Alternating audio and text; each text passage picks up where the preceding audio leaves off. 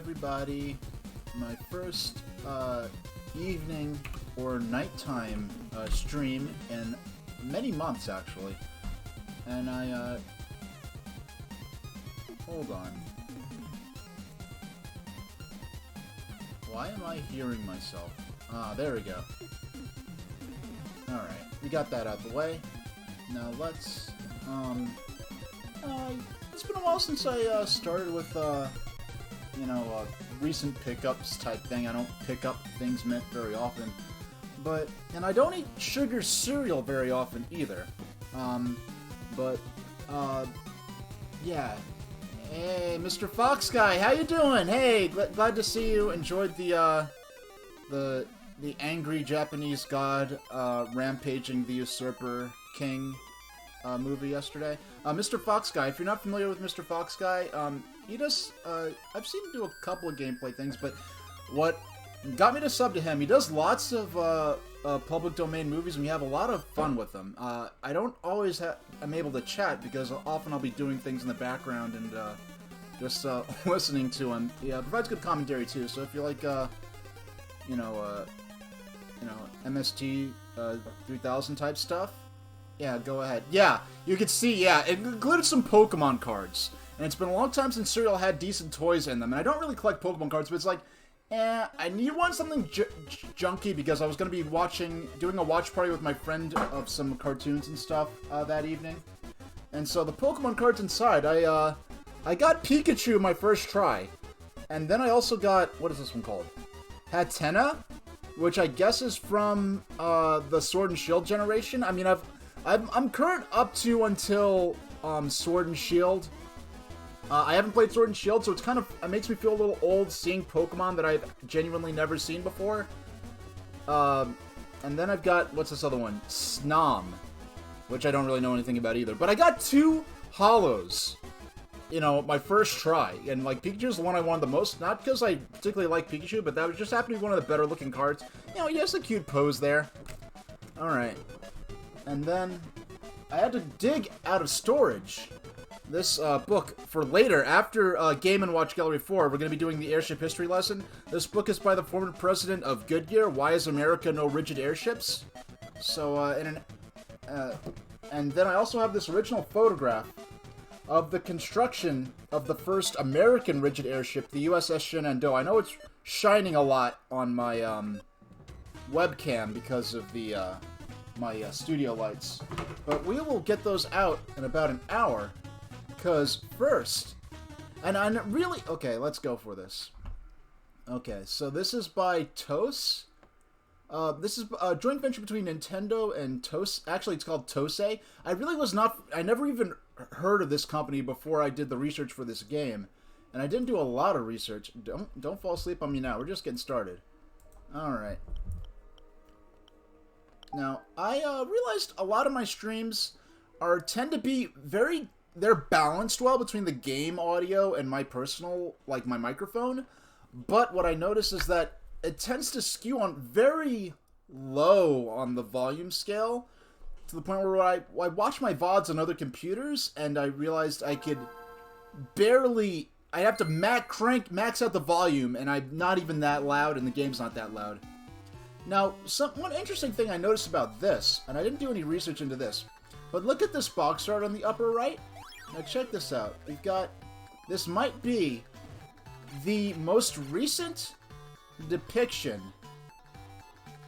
available of not only Donkey Kong Jr. on the bottom, but on the upper artwork, on that upper right, we have the pre-Donkey Kong Country style Donkey Kong. In Donkey Kong Country lore, I believe the original Donkey Kong grew up to be Cranky Kong, and then Donkey Kong Jr. became the modern Donkey Kong. But as we see in the game itself, it's using the modern post Donkey Kong Country depiction of Donkey Kong. So that's interesting. Now, let's see I have no idea what I'm getting into really here. This may start out empty, but it will fill up with fun stuff as you earn stars in games. Get as many stars as you can. Now, my first introduction to Game & Watch, autosave, press start during the game, and turn the power off to... Wow, that's... Okay, because of... This is before sleep mode. Yeah, it's like... It's interesting. I wonder if, like, someone just didn't get the memo, or if they're deliberately copying the older style, because these Game & Watch games are from, you know, pre-Donkey Kong Country era. So this is before Game Boy Advance... Well, Game Boy Advance did have a sleep mode, actually. But this has this autosave. Press start during the game and turn the power off to create an autosave file. You will start from that point the next time you turn the power on. Given the nature of the original Game & Watch games, this is actually... I'm just thinking, a Game Boy... This would be a really cool game to have with a Game Boy Micro. Just something you could turn on and have a really time waster kind of thing. Now, if I need to have the game volume louder, let me know. And if my own microphone is too loud, let me know. I've done a lot of testing. Well, let's start with... Is ball on here? Well, let's start with fire. Okay, I get fire. Okay, and this is where we choose modern or classic. Let's go with classic first. When the first Game & Watch Gallery game came out on the Game Boy, that was really my first exposure to Game & Watch, because at this point, Mr. Game & Watch wasn't even featured in Smash Bros. Melee yet. I don't even think the first Smash Bros. Was out when the first Game & Watch Gallery came out. But that's when I kind of learned the history of these simple electronic LCD games that existed in the 80s, you know, before Game Boy. And that this is interesting. This is kind of, excluding Super Mario All-Stars, this is kind of possibly one of Nintendo's earliest movements to archive or republish some of their earlier video game material. Because I know, like, a lot of people probably, I know I first learned of Game & Watch through this. I never played the Game & Watch Gallery games on Game Boy Color or Game Boy, but I, you know, just reading the magazine coverage of them, and it had maybe some pictures of the old handheld unit. Alright, now it's really like where I'm having to jam on the left or right to move the little fireman over in time to catch these guys. Now, I never actually used a real Game & Watch unit. I know back in, like, maybe 98 or 99, I was in a Salvation Army with both of my parents. And it was interesting, because it was in a Salvation Army we normally never went to, in a town we normally never went to, and I can't even say what town that was. But there were just a bunch of Game & Watch units just sitting there, like probably 5 or 6, and they were going for, like, dollars. And even in, like, the late 90s, I was like, oh my gosh, this is, like, Nintendo, you know, in gaming history. Ah, shucks, there we go. I think I can mix up to 3. Oh, I can mix up to 3, and then it's game over.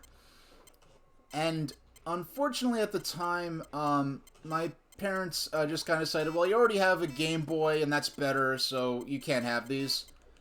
So, you know, they made the best decision they could at the time, and they probably didn't... If they understood what they were, like I did at the time, they probably would have let me get them, because my parents are actually really cool with stuff like that. Yeah. Like my dad was the one who was, you know... I wasn't that young, but I wasn't that old. I'm an interesting age range where I could probably make myself sound a lot older or a lot younger than I actually am, depending on what I talk about and the context in which I talk about it. You had a Game & Watch you've used Game & Watch as a kid. Was it at the time you got it, were you aware of, like, the kind of history of it, or you just happened to end up with one as a hand-me-down, or you found it in a store or something like that? Oh, yeah. Yeah, my dad was, like, so I was old enough to, like, I guess I didn't really understand the concept of exploring the stages, so I was just running around in Mario 64, because it was my first 3D game. I was used to, like, the 2D Mario games, but wasn't really making much progress in terms of the stars. I was just having fun just running around in the 3D environment. So it was my dad who was the one who was really collecting all the stars and unlocking new levels and new areas of the castle. So it's not like my dad was just a square who wasn't into games or anything like that. In fact, before I started streaming, my dad probably played like 20 times as much video games as I did. You know, but until I started streaming, which totally, you know, reinvented my gaming habits. Okay, so you're aware of the history by then. So I never, since then, I've seen Game & Watches in some high-end mom-and-pop gaming shops. But I never really had, and this is my first time playing this. By the way, for those, I am playing this on the Wii U Virtual Console. I'm using the Wii U Pro Controller here. Yeah, Wii U has been, I've been amazing just as an emulation machine alone. It has been years since I've played an actual Wii U title. Let's try one more, and then we'll try the modern remake of this. Yeah, but my first system whatsoever was, well, my first handheld games were handheld games that are even more primitive than this. If you know of the Mattel Electronics Football 2, that was a hand-me-down from an older relative, was actually my first video game whatsoever. If you can even call it a video game. So my first games were actually even more primitive than this. And I did, you know, in the age I grew up in, the Tiger Electronics handhelds were a thing. But these Game & Watch games really, I think, hit this sweet spot where, like, the Tiger handheld games really tried to punch way above, like, their weight class and trying to recreate games that the level of technology in those LCD units had no business trying to recreate. So instead of being a fun, simplistic game like this, that used the technology to make something fun and simple, a lot of the Tiger Electronics handhelds, I know some of the 80s ones were a little more reasonable, but by the 90s, they were really trying to do way more than this technology was ever meant for. I don't know if I didn't, you know what, frankly, I don't, Collectible, you're the only one who sends me PMs on Twitter. So I just forget to look at my messages. And it's really, you're the first person in a long time who's ever sent me anything, so I just forget to look at them. I'll look, unless it's something relevant to the particular stream, I'm gonna go ahead and I'll check it out after the broadcast is over. Man, I'm doing pretty alright. Okay. No, I do have a little bit of experience with this, with Game & Watch stuff, because in, like, the mid-2000s, like 2004, is when I discovered this stuff. There were basically, like, emulators of Game & Watch games, and also the tabletop game units Nintendo was making. And they were kind of like emulators, but instead of, you know, being, you know, something where you load in different ROMs, each program, it was a standalone program for Windows, and I was running XP at the time. I don't know if anything older and newer can really run those, or if you need a secondary emulator just to run those programs natively now. Wow, I'm good. But I was playing those, and I was actually playing Oil Panic. And the cool thing about, when I was playing oh yeah, excuse me. Serial Wars is, maybe I need to solve, it's not like I have a super busy chat and no one's really, like, try to spam links. Serial Wars is, as he often does, making sure that oops, I accidentally clicked into this again. I guess I'm gonna have to play one more round. Not a bad problem to have, right? Yeah, SuperTrainStationH.com is my personal website. It deliberately looks like it hasn't been updated since 1999. I swear, it hasn't. I've updated it in 2015, right before Pokemon Sun and Moon came out. So it's only like 6 years out of date. It's not 20 years out of date. Yeah, but anyway, there were basically these standalone programs that were kind of emulating these Game & Watches, where they recreated, probably even more literally than this, what the games were like. And so I had some experience with them, and what was interesting is that I got to try Oil Panic, which is one of the dual screen Game & Watch games that had the vertical layout, so it looks exactly like the eventual Nintendo DS did. So I was able to basically give it a shot at, like, okay, Alright, so playing a game across 2 vertical screens actually works fine for something simple like Oil Panic, so maybe this crazy, wacky DS thing that a lot of people were worried DS was going to be the next Virtual Boy. There was no guarantee it was going to be a success, especially compared to the more technically beefy PSP. And I was just a fan of handheld gaming in general, and advocating for handheld gaming when a lot of people still really didn't take it seriously. And I was excited for DS and PSP, but I was particularly, I was really wanting the DS to do well, which it did. It ended up beating out the PSP, but I got both systems on launch day. But I know a lot of people are saying, oh, well, the PS2 whooped the GameCube into submission, and, you know, Nintendo's getting by because the GBA is a success. But once the PSP comes out, it's going to crush the GBA, and, there's no way it's going to be able to... the DS can, really compete with the PSP because it's more powerful, it's more high-tech, and that'll just be the end of Nintendo. So I was really happy when... Not only did both systems do really well, both systems, which I did get on their North American release dates, but the DS ended up beating it out, which I'm not a console wars guy. It's just like, poetically, I liked that for all the defending I was having to do, like people saying I was insane for saying the DS would even do good, let alone stand up to the PSP, or even I really didn't think it would surpass the PSP, but... Classic Fire, everyone falls at the same speed, they all get somewhat faster as you play, but relax and catch them all. Alright, let's try the modern version.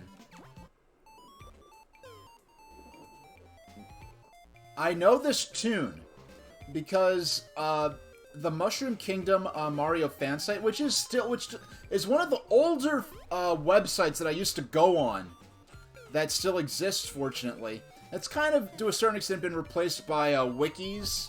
Like the Mario Wiki, and like there's probably a Super Mario Wikia, or Fandom as it's called now, page. But I wonder how this Solid Stone Castle is caught on fire, but I won't think too hard about that. But yeah, they used to have an online radio station called WTMK, and I don't know if, amazingly, Nintendo never shut them down. They ended up, like, just sort of taking it down themselves, just because at one point, it eventually became kind of obsolete. Hey, Donkey Kong Jr. Probably one of his last appearances in a Nintendo game. They would have all kinds of music from all kinds of Mario-related games, and because the Game & Watch Gallery games did include the Mario characters, they had these CD soundtracks in Japan. Man, I like the variety of different characters that are falling down here. Oh! Was I not supposed to catch the Bob-omb? I don't know what... Oh, I guess I'm supposed to drop the Bob-omb. And so they didn't just update the graphics and add music, they also added some new twists to the game... Oh, shucks. To make it... I love the animations on Mario and Luigi there. Yeah, they added some new twists to make the game a little more, in-depth, a little more, keeping with modern standards, a bit. But yeah, I'm already sorry that I never really cared about the Game & Watch Gallery games. I was interested. I played one of them once on a PC emulator back in maybe 2002. It was one of the Game Boy or Game Boy Color ones. Man, already. I like how they actually show what kind of game over you got. Like, 2 are from dropping toads, and 1 was from throwing a Bob-omb into the carriage. And I'd have to guess that if I dropped, like, the Baby Yoshi, or if I dropped the Donkey Kong Jr., it would show them as characters I dropped. But they had soundtracks for this game where they had, like, sort of enhanced versions of these tracks, and they would loop for like 5 minutes, but even though these are such simple, short melodies, they really didn't get old. And I have lots of fond memories of WTMK. It was part of, I guess, what, as they say these days, my aesthetic. On a Friday night or Saturday night, the house is quiet, I clean the bathroom, wash the dish, whatever I had to do, and I was just online, maybe working on some Photoshop stuff, or on some forums, or just browsing the web or whatever, and I'd have WTMK, the Mushroom Radio, the Mushroom Kingdom. Like, there's basically a bunch of, like I said, it was an online radio station which I listened to with Winamp. Now that's an unexpected bit of nostalgia, the Winamp player. And I'd just listen to it, and a lot of times they'd have these tracks like this one, and they had really cool enhanced versions of them, and they would just play for a while. In addition to all kinds of Mario music from all kinds of different Mario games. And I would, so I just have a lot of memories of this music, even though I never played any of these games back in the day. Yeah, it really kicks the llama's ass, doesn't it, Winamp? Is that what the phrase? It really kicks the llama's ass. Or was it the camel's ass? I don't know, I forgot. But, yeah, and they're all, yeah, there were all kinds of skins you could put on it. I had a cool, like, black skin, listening to online radio shows and stuff. But WTMK broadcast constantly. It wasn't like a podcast format, it just broadcast 24/7. It was automated and randomized, and it was cool. They really played up the radio station aspect to the point where they actually had bumpers, like a real radio station would do. You know, like, yo, you're listening to WTMK, all Mario, all the time. Mamma mia. I remember that one. There were a few of them they recorded. Oh no, okay, I was like a couple of frames too soon on jumping away from them there. But yeah, I really wish that I had this on... Yeah, I'm interested in owning this physically just so I can have it for my Game Boy Micro. Because this is a fantastic game. Now, I can't really easily simulate the, like, press start and turn the game off and you autosave. I can't easily replicate that using the Wii U Virtual Console. But that would make this one of those fantastic games. Now, like, one of the later... I was playing a lot of Game Boy Micro games. Now, my Game Boy Micro... it's funny, my Game Boy Micro, I don't have this handy, but I actually, the faceplates, all three of my faceplates, now actually only two of them, were signed by Reggie Fils-Aimé, the former president of NOA, and I actually chose not to have him sign the third faceplate, because if he signed all three faceplates, I knew I'd never do anything with my Game Boy Micro again. I mean, yeah, I got to meet him. I got to meet Reggie a few times to the point where the last time I ran into him, he actually, like, just remembered my face. Like, hey, I remember you. Yeah, so I met you at a couple of events. You know, so that's a pretty neat little story. But then, but in, like, 2016, 2017, there were times where I'd want to go into... I used to live on Long Island. I used to go into New York City every once in a while, you know, do some adventuring, exploring, having some fun. And... There were a lot of times where I just didn't feel like carrying around a backpack. Or carrying around, like, even a single-strap backpack. Because some places would have bag checks or security or stuff like that. It was just easier to move around.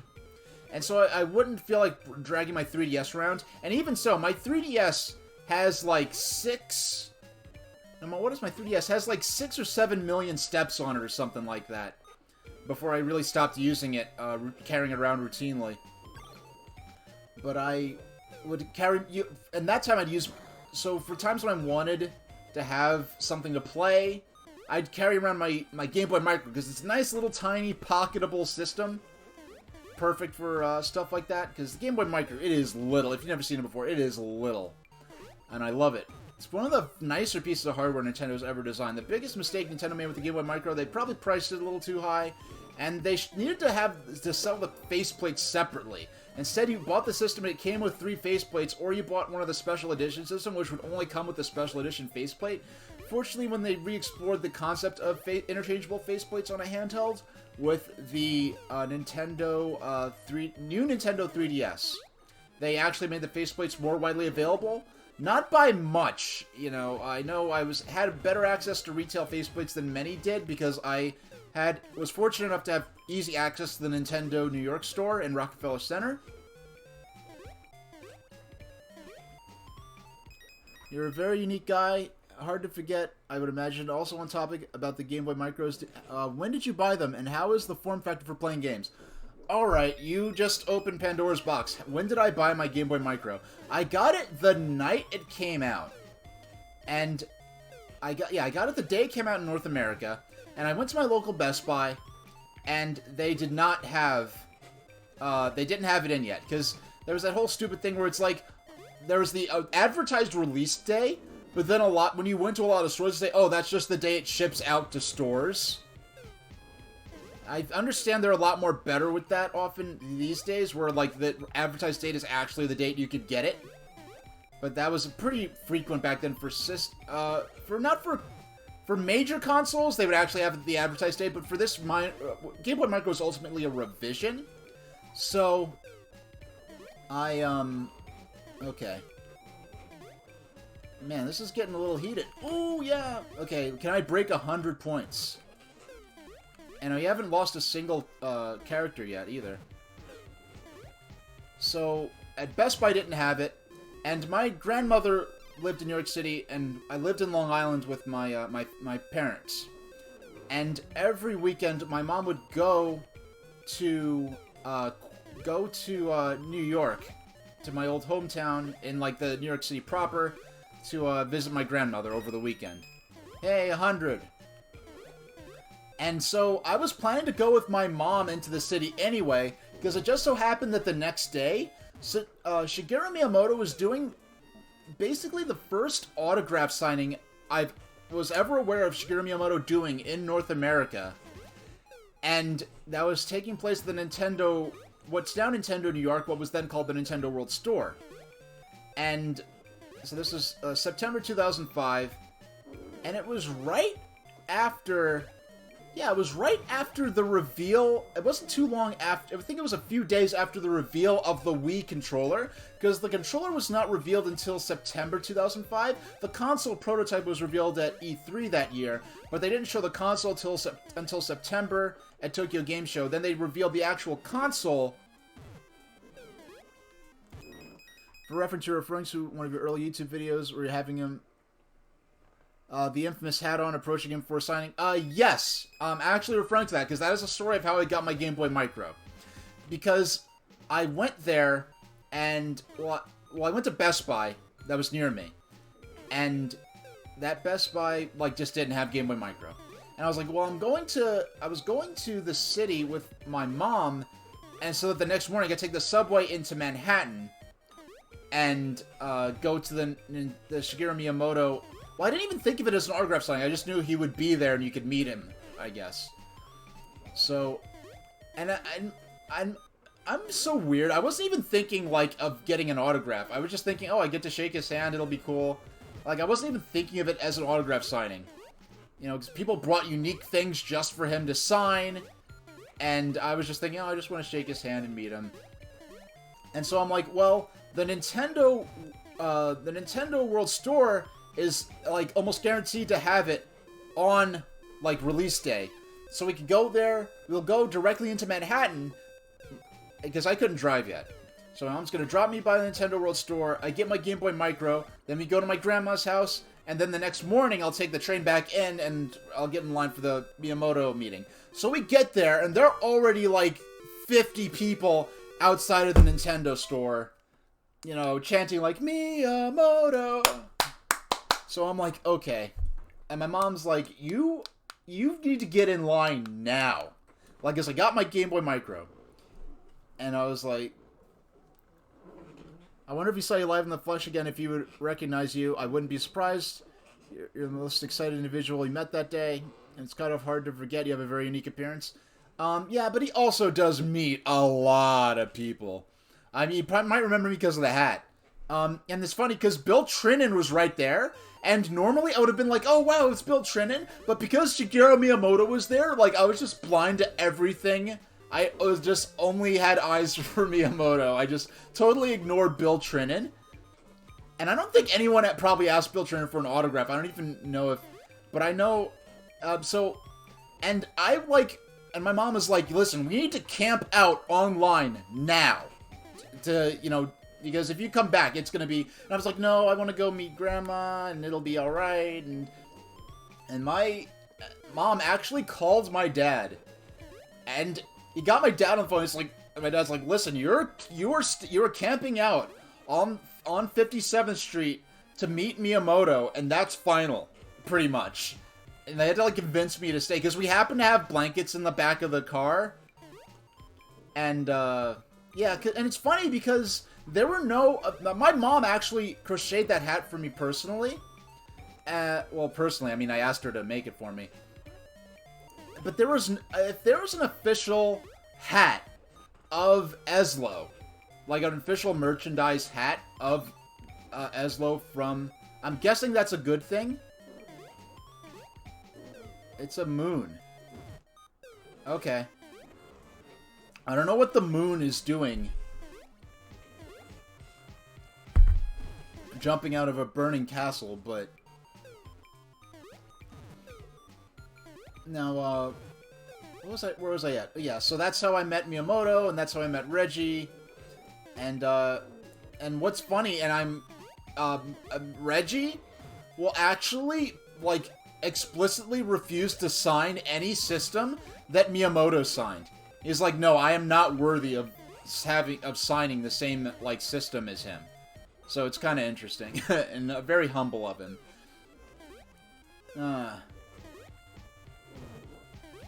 Alright, after this, let's switch to another game. Wow, we've already been playing for a half hour. In a half hour, if for those who are just hopping in... Oh, shucks. I'm gonna be doing a history lesson on the history of rigid and semi-rigid airships of the early 20th century. I have a book here that was published in 1945 by the president of Goodyear, advocating for the further development of rigid airships. And I also have a original photo of the construction of the USS Shenandoah. I'll be sharing all that on stream. Originally, when you're having fun, time flies. Oh, you're into Nintendo Power growing up?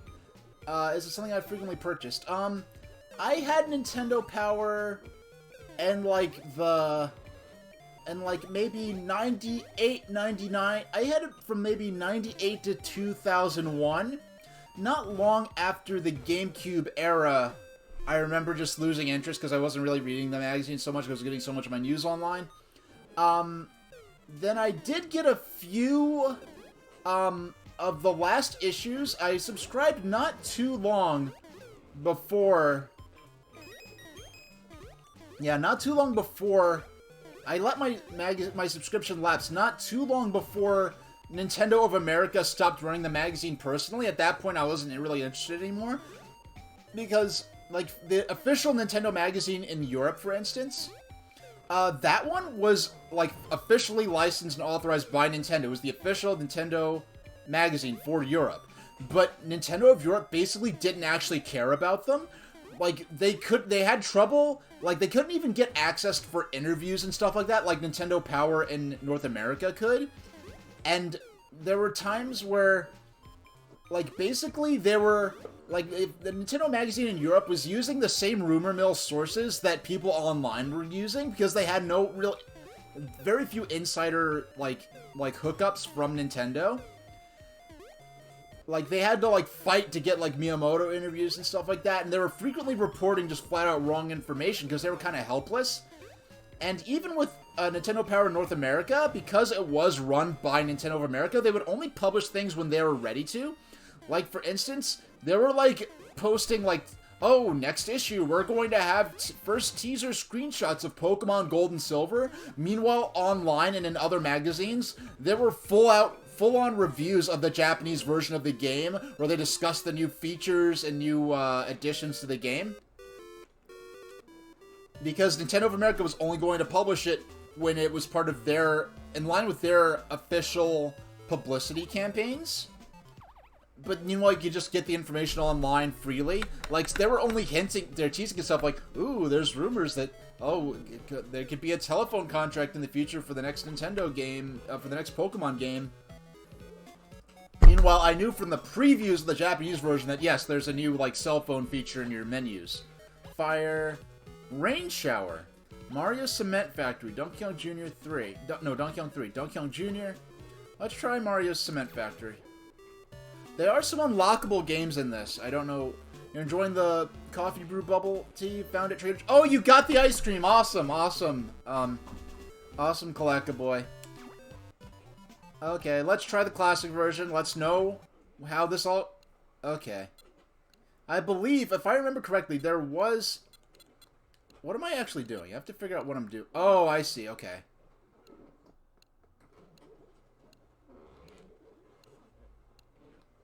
What am I... Oh, okay. What? Wait. What's happening? What's happening? Whoa. Okay, this is a little more Whoa, okay, I can't fall. I can't fall. Okay, I got that much at least. There are these elevators. This feels kind of like a... Okay. How do I go up? Can I go... Whoa. Alright, I got a game over already. Alright. Oh, I already fell.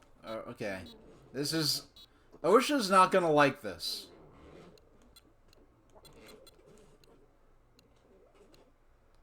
Wait, what?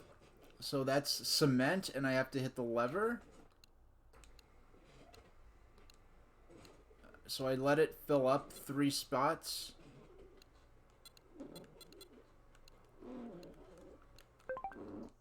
Okay, no, that's... I'm just hitting all the buttons. I'm hitting buttons on the control... Okay, wait. You know what? For this one, let's play the... Watch the number... Okay. Let's actually read this. Watch the number of elevators that appear. If you need to get across and none are coming, you may have to hang out in the safe spot below for a little while. Let's play the modern version, which will probably be a little less abstract. Do I prefer chocolate or vanilla ice cream, or perhaps any other flavor? I don't eat... Ice cream is something I maybe have... I might... One form or another, I might have ice cream maybe 5 times in a calendar year. And when I do, it's often like a bar, like an ice cream sandwich, or a... Ice cream sandwich, or a strawberry shortcake bar, or a choco taco. Yeah. Since since I moved away from New York and no longer have access to Friendlies, I really haven't gone for a sundae or anything like that. Alright, okay. So I think I have a bit more of a sense of what's... Okay, so each time one of those carts stops there...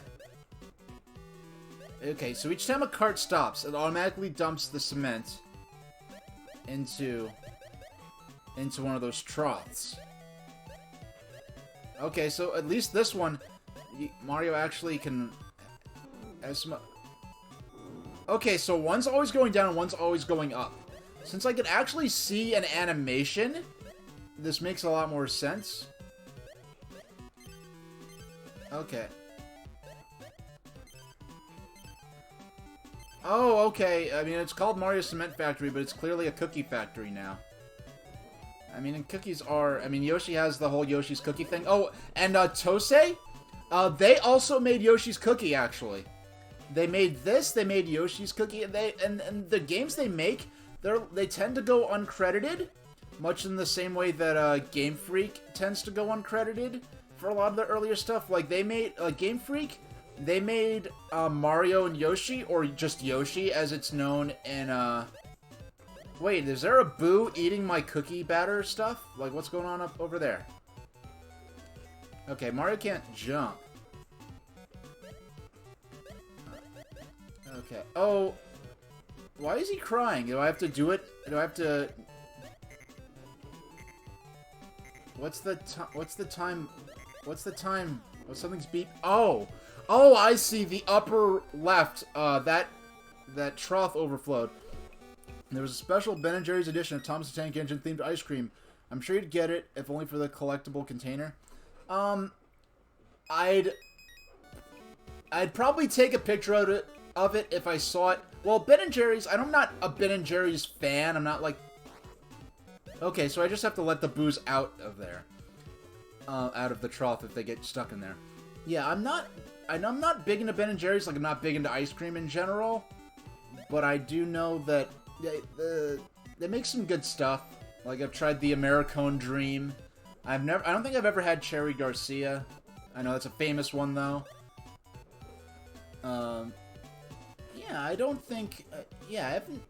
Yeah, I've had a couple of Americone Dream themed ice creams, some variants of that. But... so, if it sounded like a good flavor, I might try a Thomas the Tank Engine themed ice cream, though I would jokingly, not seriously, might think twice about validating any aspect of the way Thomas the Tank Engine is currently being handled as a franchise. No, I let the... Okay, I have to... This is a tricky game. Now, do I get more... I think I'd probably get more points if I let the trough fill all up with all 3 spots before I, pull the levers. I probably wouldn't save the container, though. I'd probably take a picture of it, but I probably wouldn't, save the container. And I'd try it if it sounded like a tasty flavor, maybe. Okay. But yeah, I probably wouldn't save the container. I have to, like, even when I buy Amiibo, I have to be, like, which is very rare, by the way. I did have launch-itis and buy a bunch of the Breath of the Wild, first series Amiibos. But I never, was big into collecting them. I just get, if there was a character that I liked, then an Amiibo was a good way to have a small figurine of that character without having to get, like, this huge, like, statue, like, this huge, like, statue, pretty much. But I really do have to think, like, okay, do I need, a little statuette of, Rosalina and Luma?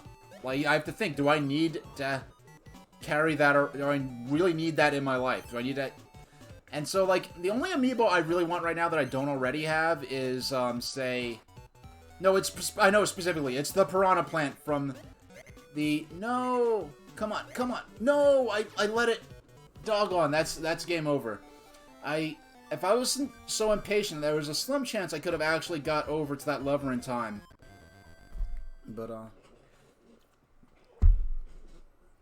Now, one thing I will say, it's a bit of a shame, not seriously though, if I put a little more thought into this, perhaps what I might have done is played Snoopy and the Red Baron, even if I had to use emulation. Snoopy and the Red Baron would have been a perfect game for the second part of today's stream, because you know, it's Snoopy and the Red Baron. You know, it's Snoopy's persona as the World War I flying ace, and World War I was the war in which Zeppelins played the biggest part.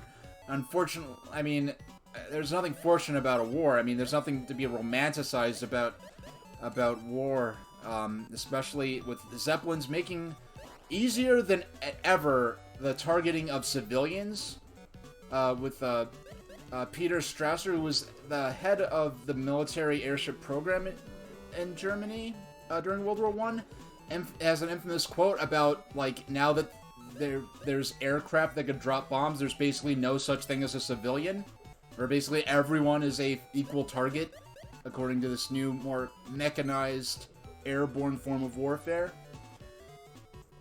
So it's nothing to be romanticized, but we will be talking about the history of some of the airships that were used by the German armed forces in the First World War.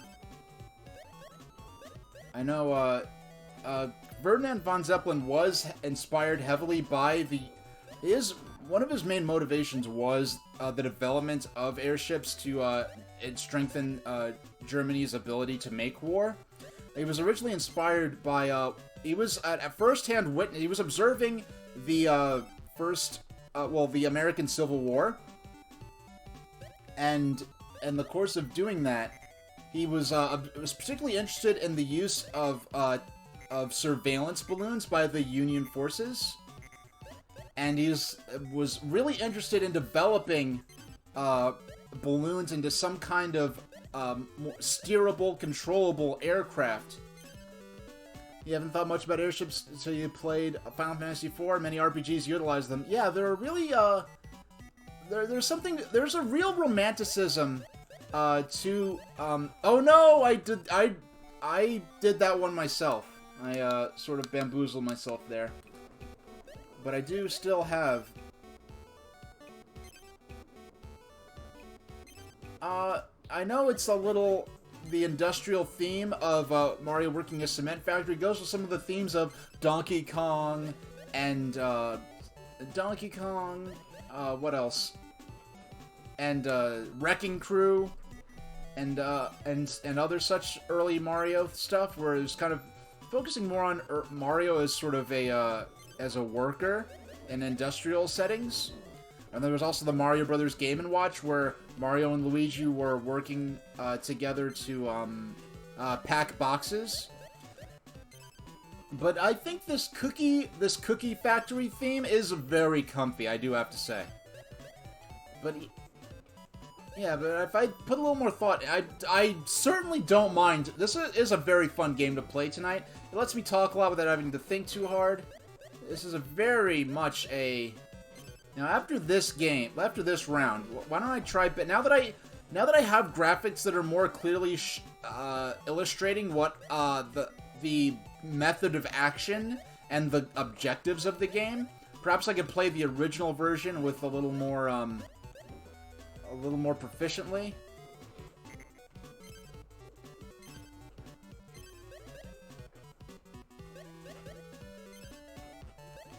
No, I like how,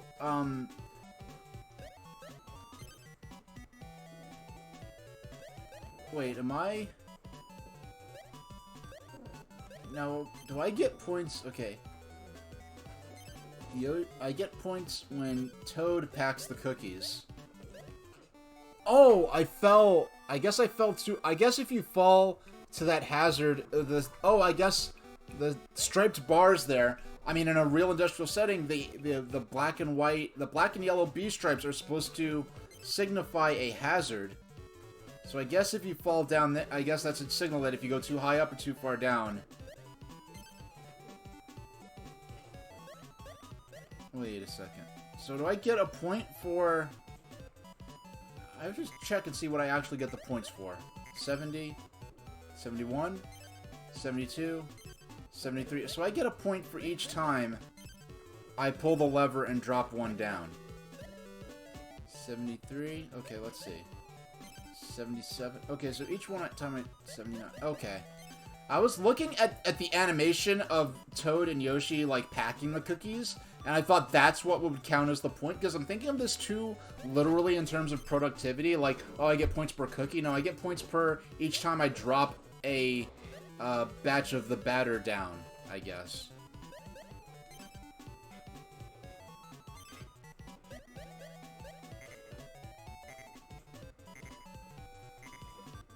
And I see we have the warning,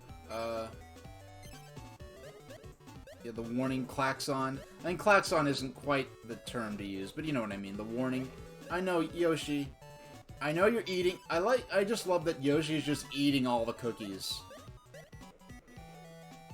For a second I was like, wait, if Yoshi's eating them, like, am I losing points? Because we're not... Because I'm thinking too literally in terms of actually running... Oh, I went too fast! Okay. Alright, let's try the original one. Pouring out a tank that contains a boo doesn't give you any points, but a boo in your tank will still cause a spill. What a test. Okay. Let's try the classic mode again.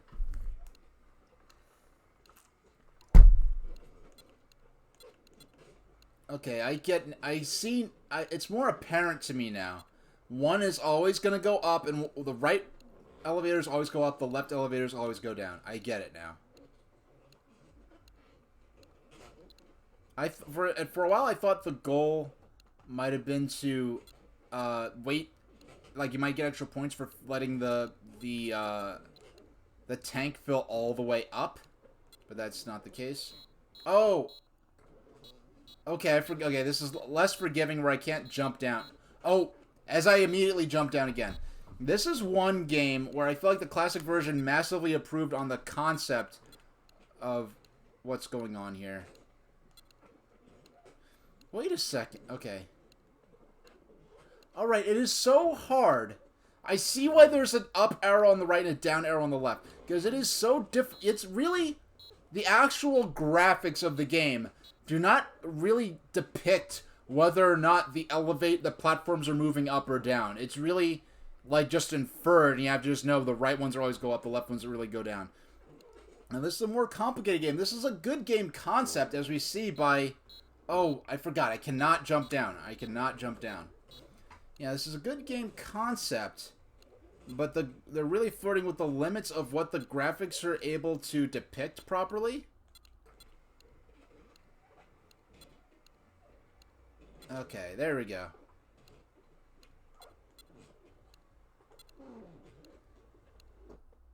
Okay. Yeah, this is definitely more challenging. Even aside from the limitations of the graphics, this is definitely a more challenging game. Alright. Yeah, a major emphasis on multitasking in this. And I do like how they actually show all of the pre-molded, like the predefined, like graphics in this. So you might actually have to, like, take the elevator down further than you would have intended in order to get to where you intend to go.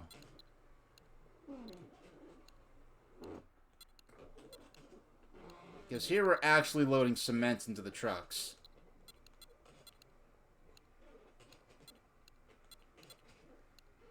I'm just waiting for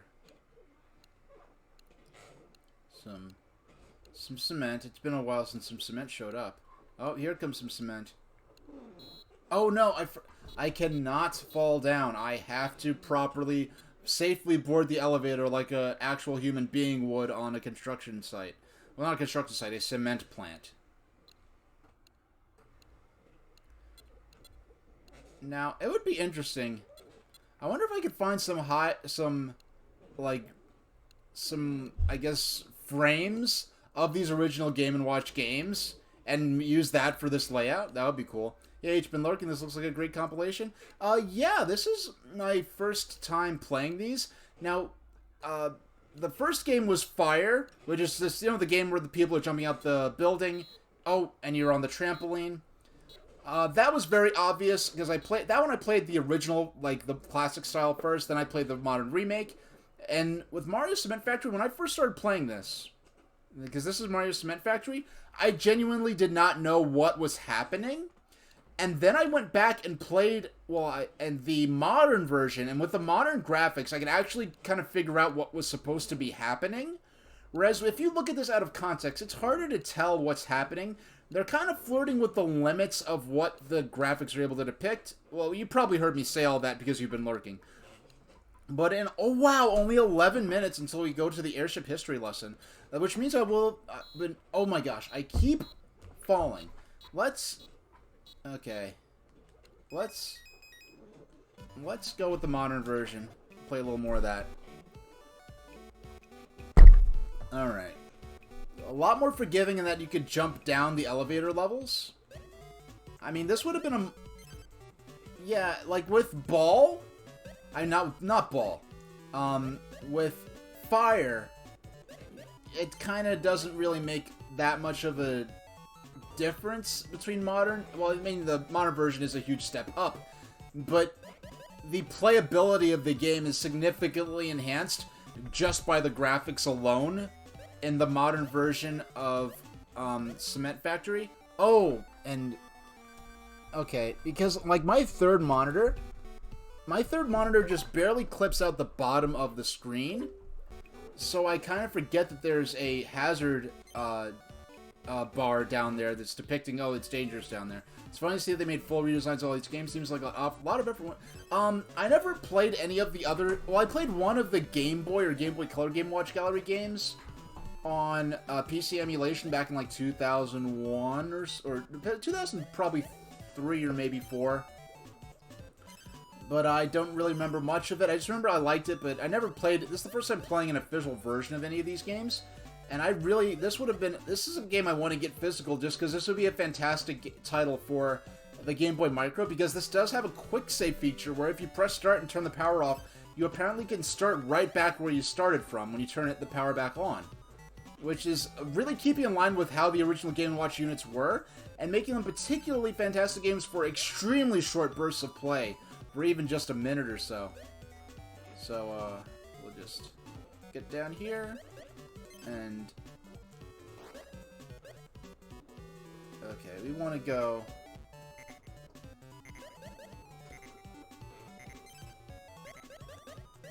okay. Yeah, with the original version of this game, you need the graphics, the actual animations of the falling batter did not, or the falling cement did not actually.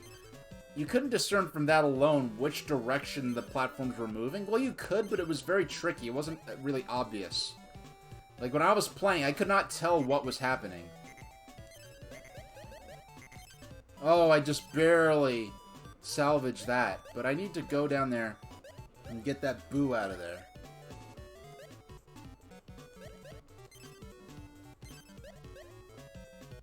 And now the upper left is... oh my gosh. Please do not... if more cement... more batter shows up in the upper left. Now if I... oh man, this is getting tricky.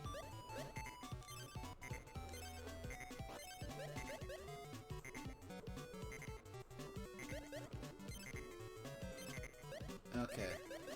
There we go.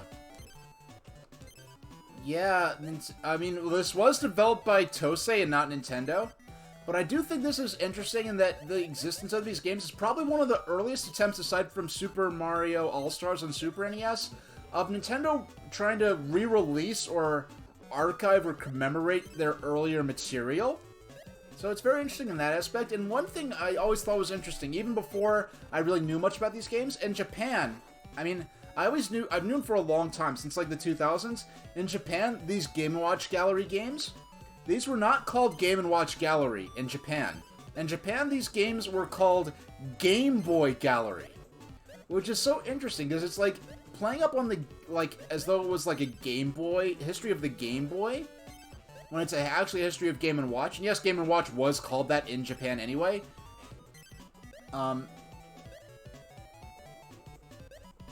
Hey, Mecha Kong. Did I say hi to you yet? Oh no! Oh no! I'm about to... no! Oh, that was a miss. Man, I feel like everyone that I normally, watch streaming around this time of evening is instead watching me.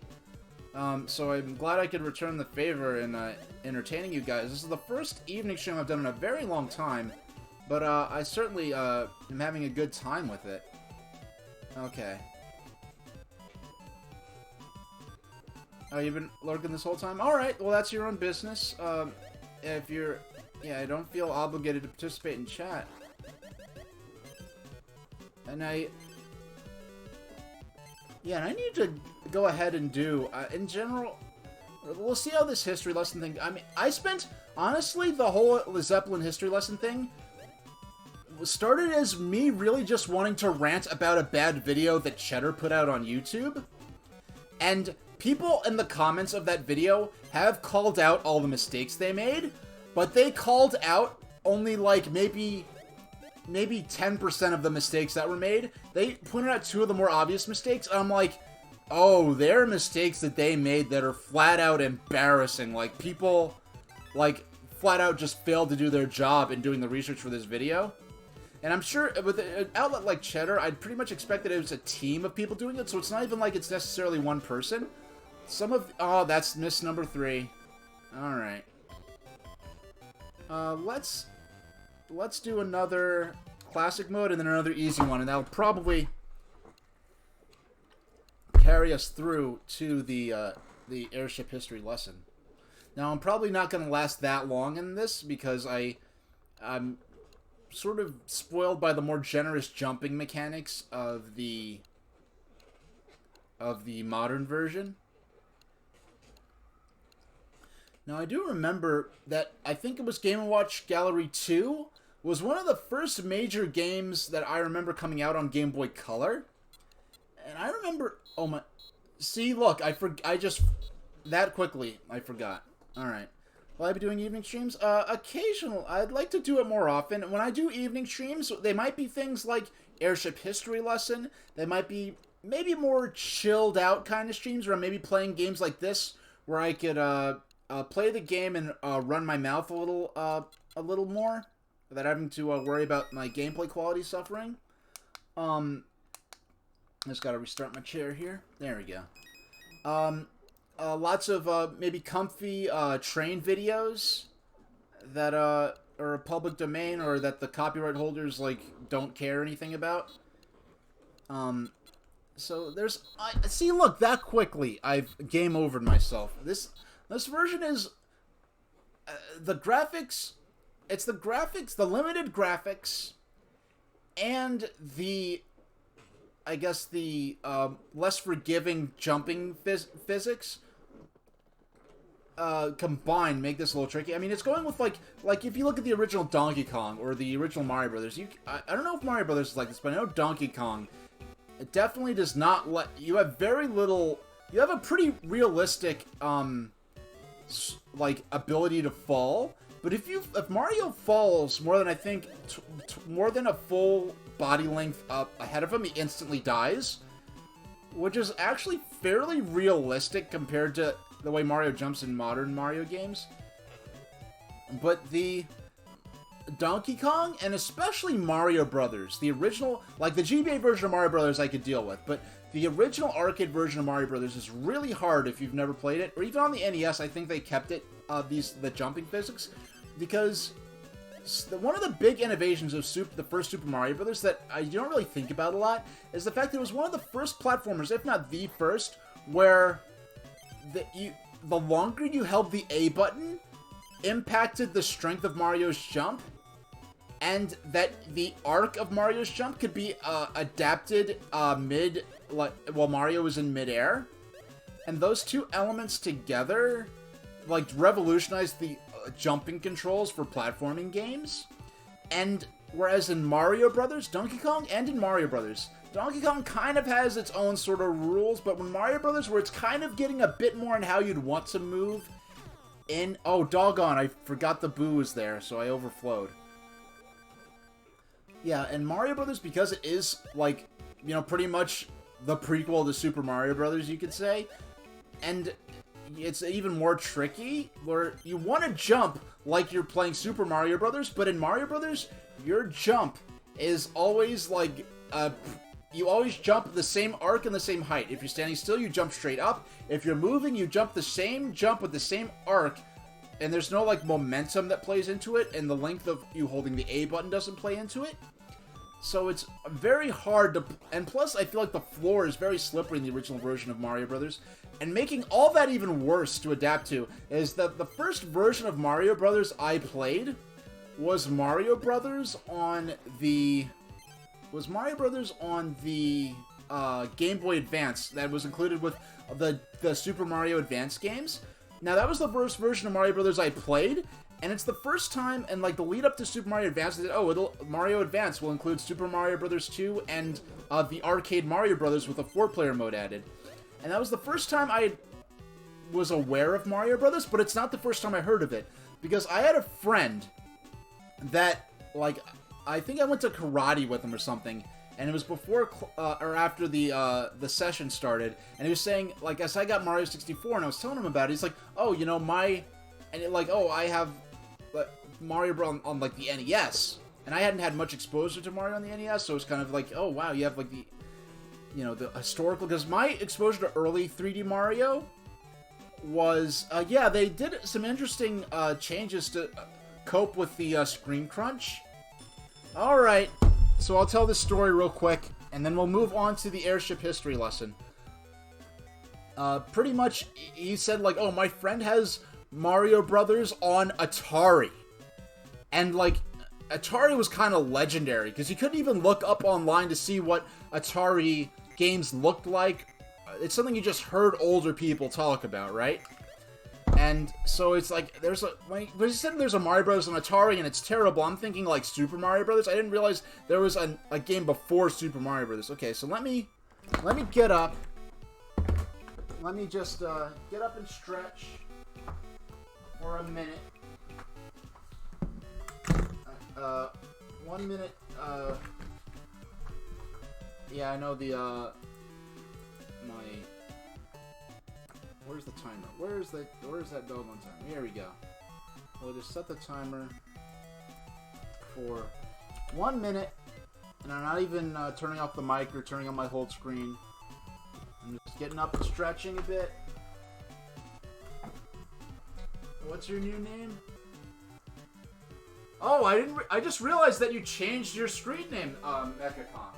Why did you add that article to your name? Now it's the Mechacon. Was there another Twitch user impersonating you, so you had to add that article? No, well, this is the Mechacon. This is legit. Is that what was going on?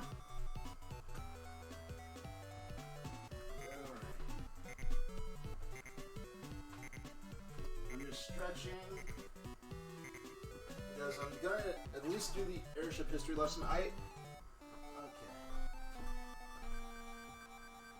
Yeah, I know my glowing backrest, the heated backrests of my massaging chair are being all fancy, putting on a light show for you while I get up and stretch. All right. Okay. You found that someone on Twitter was also named Mechaholic67 was posting a lot of hateful things. So you changed. Okay, I understand. All right, that's unfortunate, but yeah, how oddly specific. Yeah, good thing I didn't try to look you up on Twitter by searching Mechaholic67, because I would have had some interesting questions to ask. Alright. Okay, so we're gonna put the controller over here and switch. Okay, I'm just gonna change the stream title to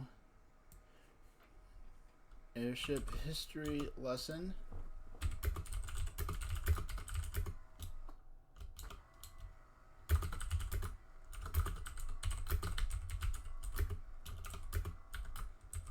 Then maybe Game & Watch Gallery 4. Alright. Retro. I mean, this is retro. I mean, it's 1910s, 1920s retro. Let's put it under... Wait.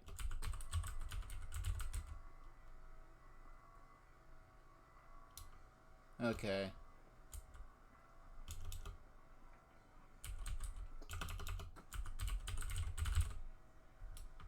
Okay, let's just do it under just chatting.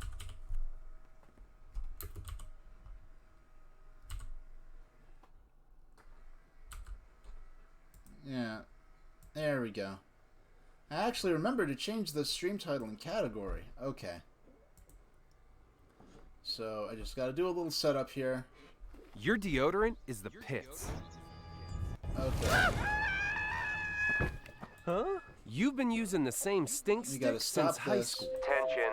Your old synthetic... Alright. Airships were once... Skip that. Yeah, airships were once, whatever. So we got to get that video ready. Now, for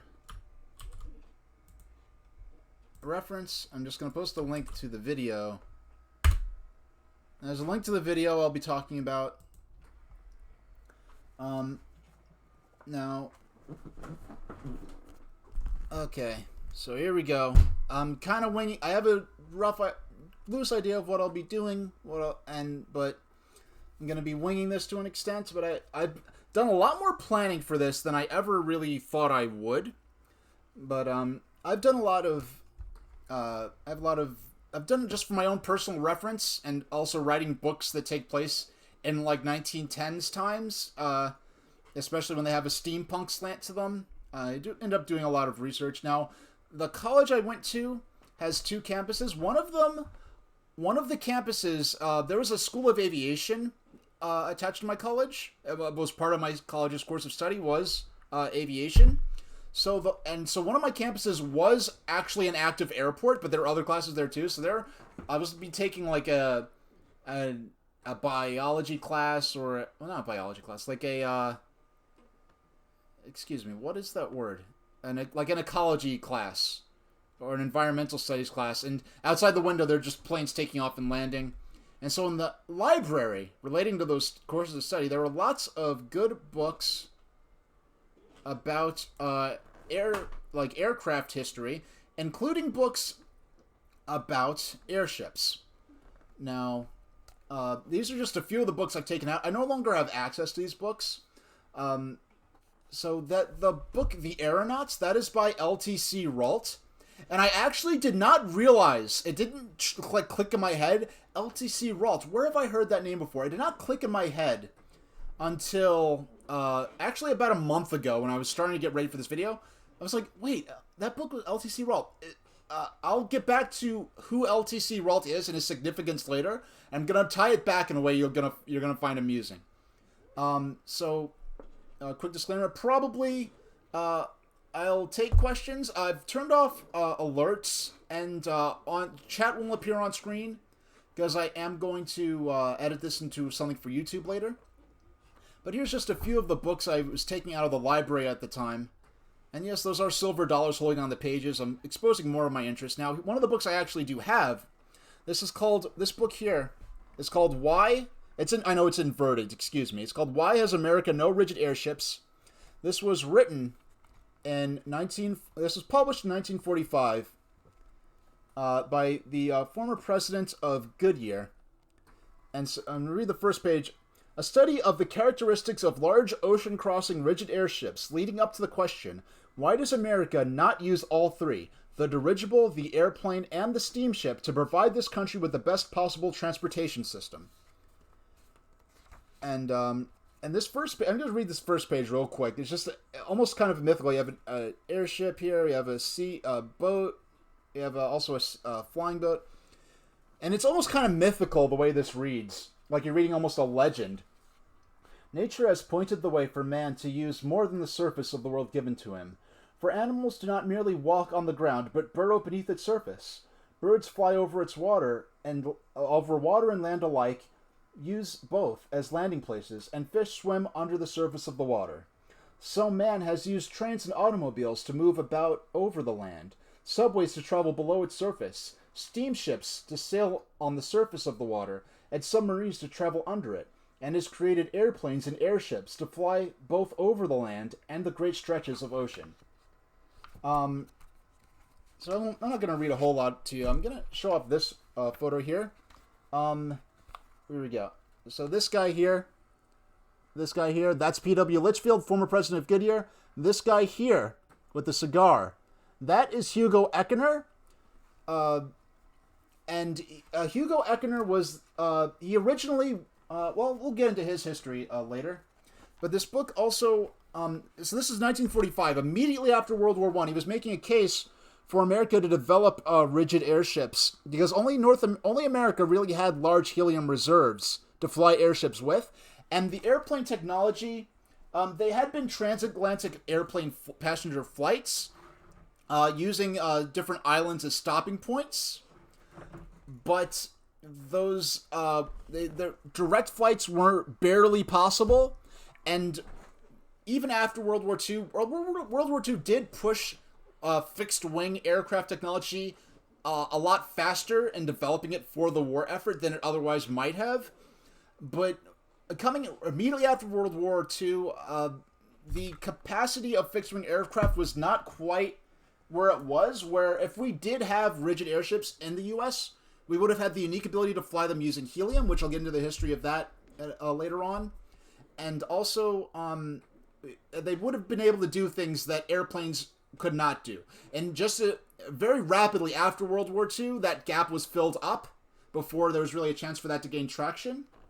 Now, why I mentioned that he was the president of Goodyear, if you do not know, Goodyear was a major developer of airship technology in North America, and they also worked with Zeppelin in what was called the Goodyear Zeppelin Company between World War I and II to build large rigid airships that served as flying aircraft carriers for the Navy, and they're still one of the only real operators of lighter than air airships today. They fly.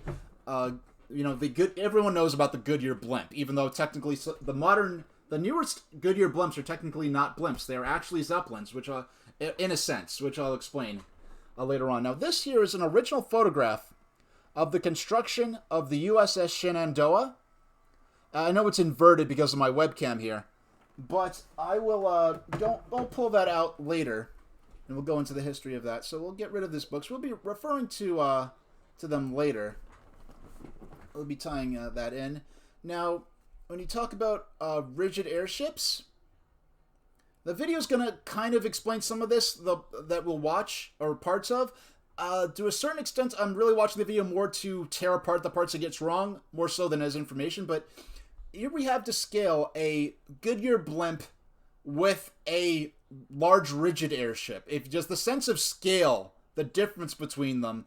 And the background is the LZ-127 Graf Zeppelin, probably one of the most successful passenger airships of all time, and the Goodyear blimp there is in the foreground, so it is actually even smaller than the So basically, the difference between a blimp is also sometimes called a pressure airship, where its envelope, the big, like, egg-shaped part, is basically a giant balloon. If you were to take a giant needle and pop it, which is very difficult to do, it would lose its shape and release its lifting gas and crash, whereas a rigid airship, it's not like a balloon. It is actually a rigid airframe which holds the shape of the ship and allows, a larger...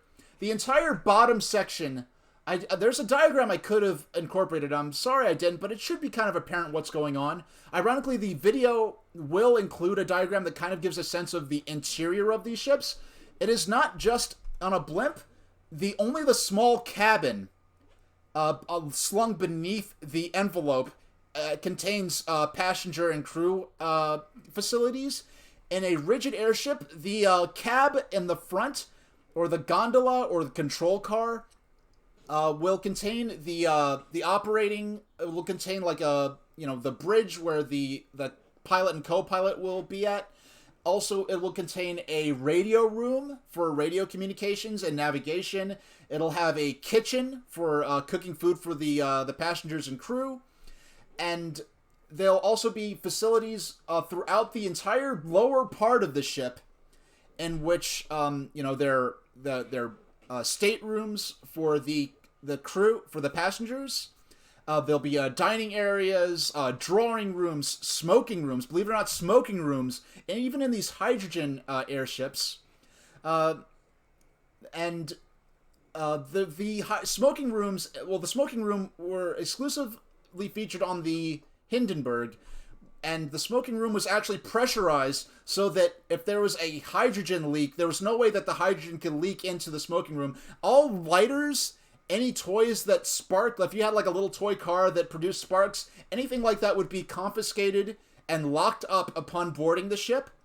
And there was a special chained down lighter that they would give you to use in the smoking room, which was like a pressure sealed little bar.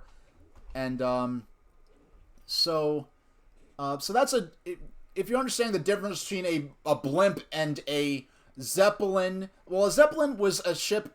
Well, the rigid airship was pioneered by Ferdinand von Zeppelin. He observed the American Civil War, saw the Union Army's use of tethered balloons for surveillance and spying purposes and to observe battles, and he was really fascinated on how to weaponize this and make these balloons into steerable, useful ships. And his particular interest was developing this to enhance the military prowess of Germany. I won't get into the politics of it. I'm just saying what's going on. Now, There might be a little delay. Okay, now that's just that background there. That is just the background. That is just the video that we're going to be watching later. Mostly just so I could tear apart all of the horrible mistakes they made. Now, if looking at the interior of one of these ships, like this here is the part of the interior of, I believe this is either the R100 or the R101. Those were British airships. I'll get into that later. So, like, almost hotel-like, you know, accommodations. Like, these were how the super rich, you were, yeah, I was flying out, yeah, Serial Wars is, talking about, yeah, we're never gonna, yeah, only on board a floating cruise ship, but never in the air are we going to see something quite like this. Now, there are some luxury-equipped airliners of, you know, the, like, Airbus and 747, like, you know, the large Airbus and the large Boeing models do have something's vaguely approaching this in terms of, but nothing like this. And, okay, we're going to pull up another interior. This is the sort of sitting lounge of the airship Hindenburg. There was also a dining area that was equally well equipped. There's sort of a second area that's kind of off to the right that we can't really see, which is where you'd be able to look out the windows. Gonna bring up another interior here. Now, this is another interior of one of the large British airships. I believe this was the R100. Now, I don't have a... It's a shame. I should have thought... Now, how the British did their airship interiors, they made it more obvious that the interior where the crew... where the guests, or the passengers were their cabins and their dining areas and sitting areas was almost kind of a module that was sort of built into the bottom of the keel towards the center. And then the window, and it was kind of like an open area that was, when there's a excellent photo of, like, I think it was the R100 or R101, and where you could kind of see that when the ship is deflated and the gas cells aren't installed, you kind of see you're just kind of in this open area in this giant expanse of the interior of the ship. And so they just kind of had it so that you can peek out these windows, but it's kind of like you can see the banister there, where you're kind of just peeking out over the side, almost over the frame of the ship and through these windows. Yeah, we're going to, yeah, because of the historical context, there's certain words I blocked, but because of the historical context of what we're discussing today, there's certain words that are inevitably going to be brought up. So, okay, so, now let's check out the interior. Well, let's bring up the Hindenburg interior again. And I won't be glossing over the more unfortunate, I won't shy away from the more unfortunate aspects of airships and their use in Germany in the pre-World War II era. Okay, so I just want to have, this is the menu on board the Hindenburg, or one of the menus. Breakfast, coffee, milk, cocoa, bread, butter, honey, preserves, eggs, boiled in cup, Frankfurt sausage, ham, salami, cheese, or fruit. So basically what would be called a continental breakfast. Now, what I remember is that like the Germans, the passengers, like to have their eggs soft, but for American passengers, you could choose to have your eggs scrambled or fried over hard.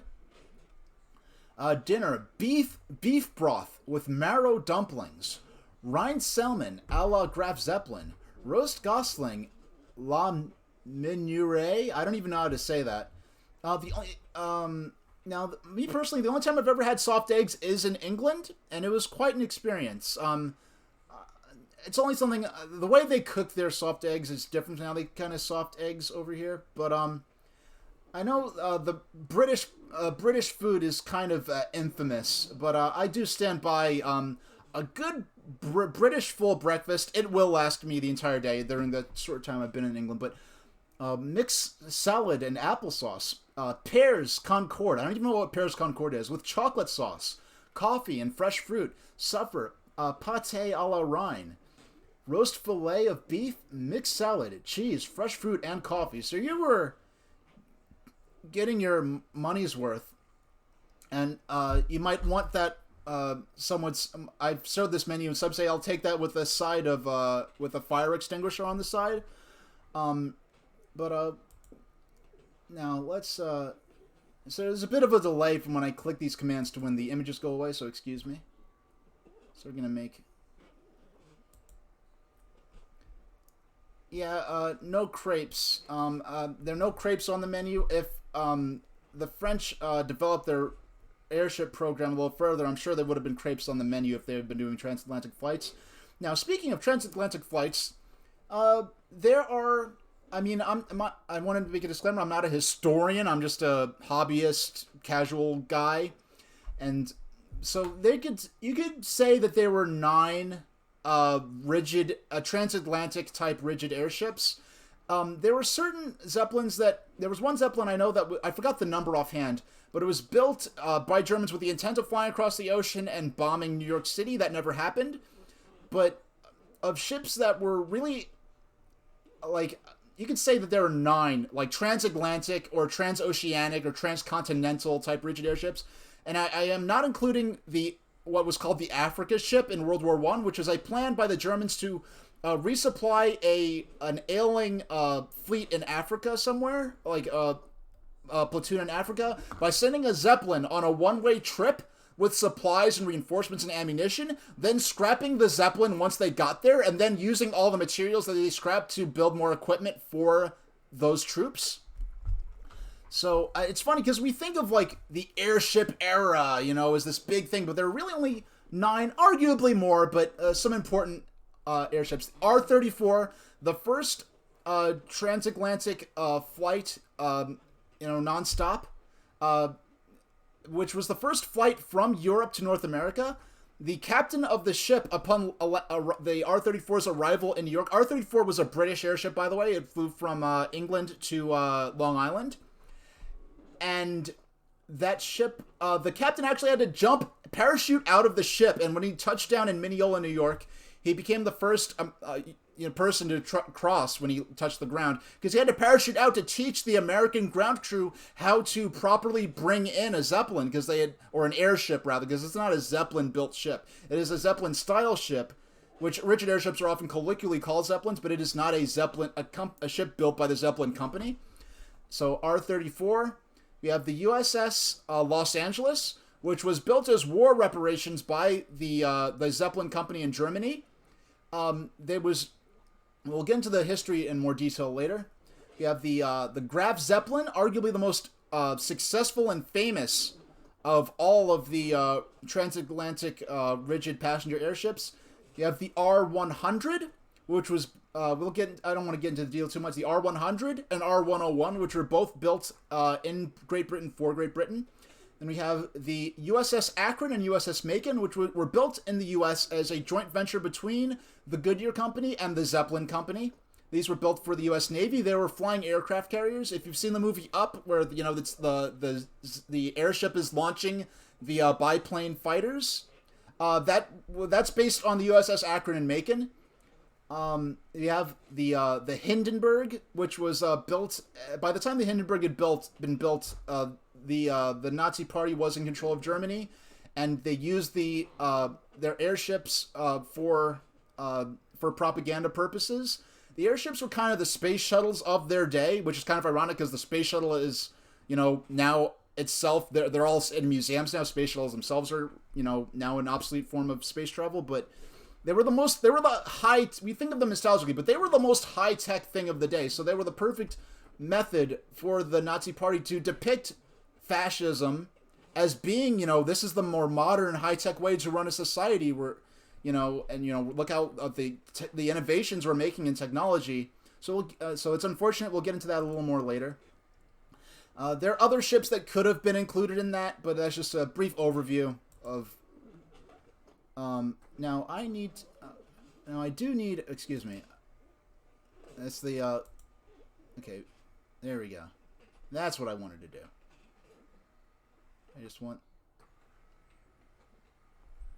just awkward pause while I want that photo to go away. Now this here is the LZ-1, built in 1900 by... this was Count Zeppelin's first airship.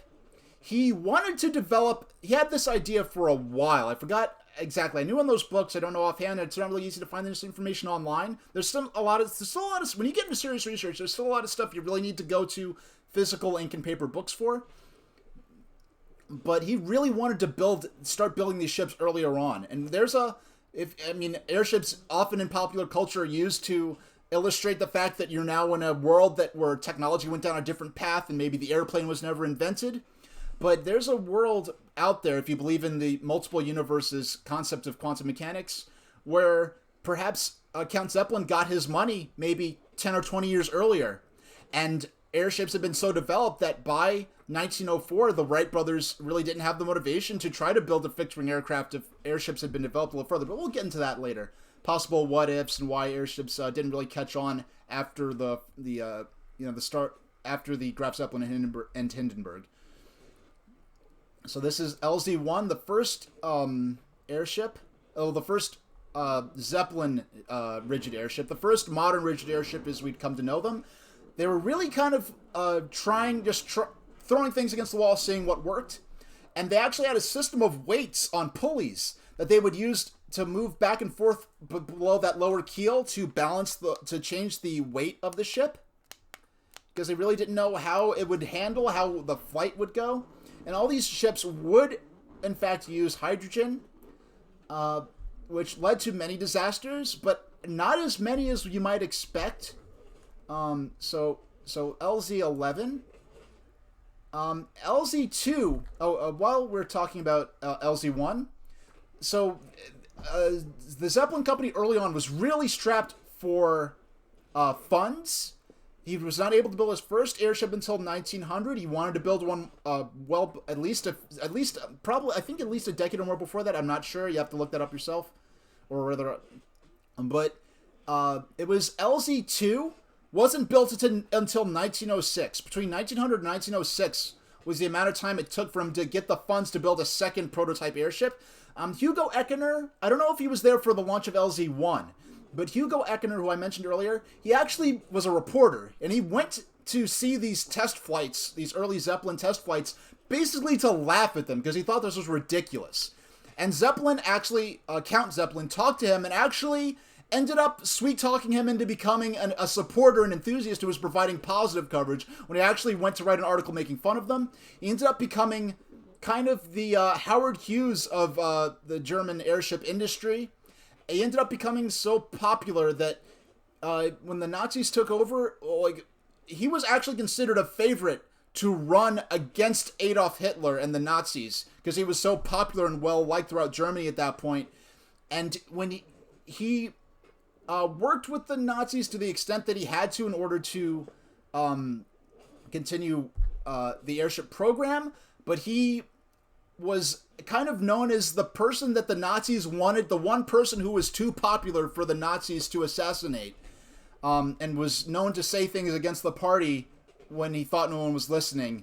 But so that's a little premature. We're still in pre-World War I right now. But LZ-2 was built in 1906. LZ-3 and LZ Luftschiff Zeppelin, so airship Zeppelin, pretty much in English, so all the Zeppelins were named LZ and then the number of ships designed. The LZ number was by the number of ships designed, not the number actually built, which will come into importance later, as we'll see. Let me grab a swig of water. Okay.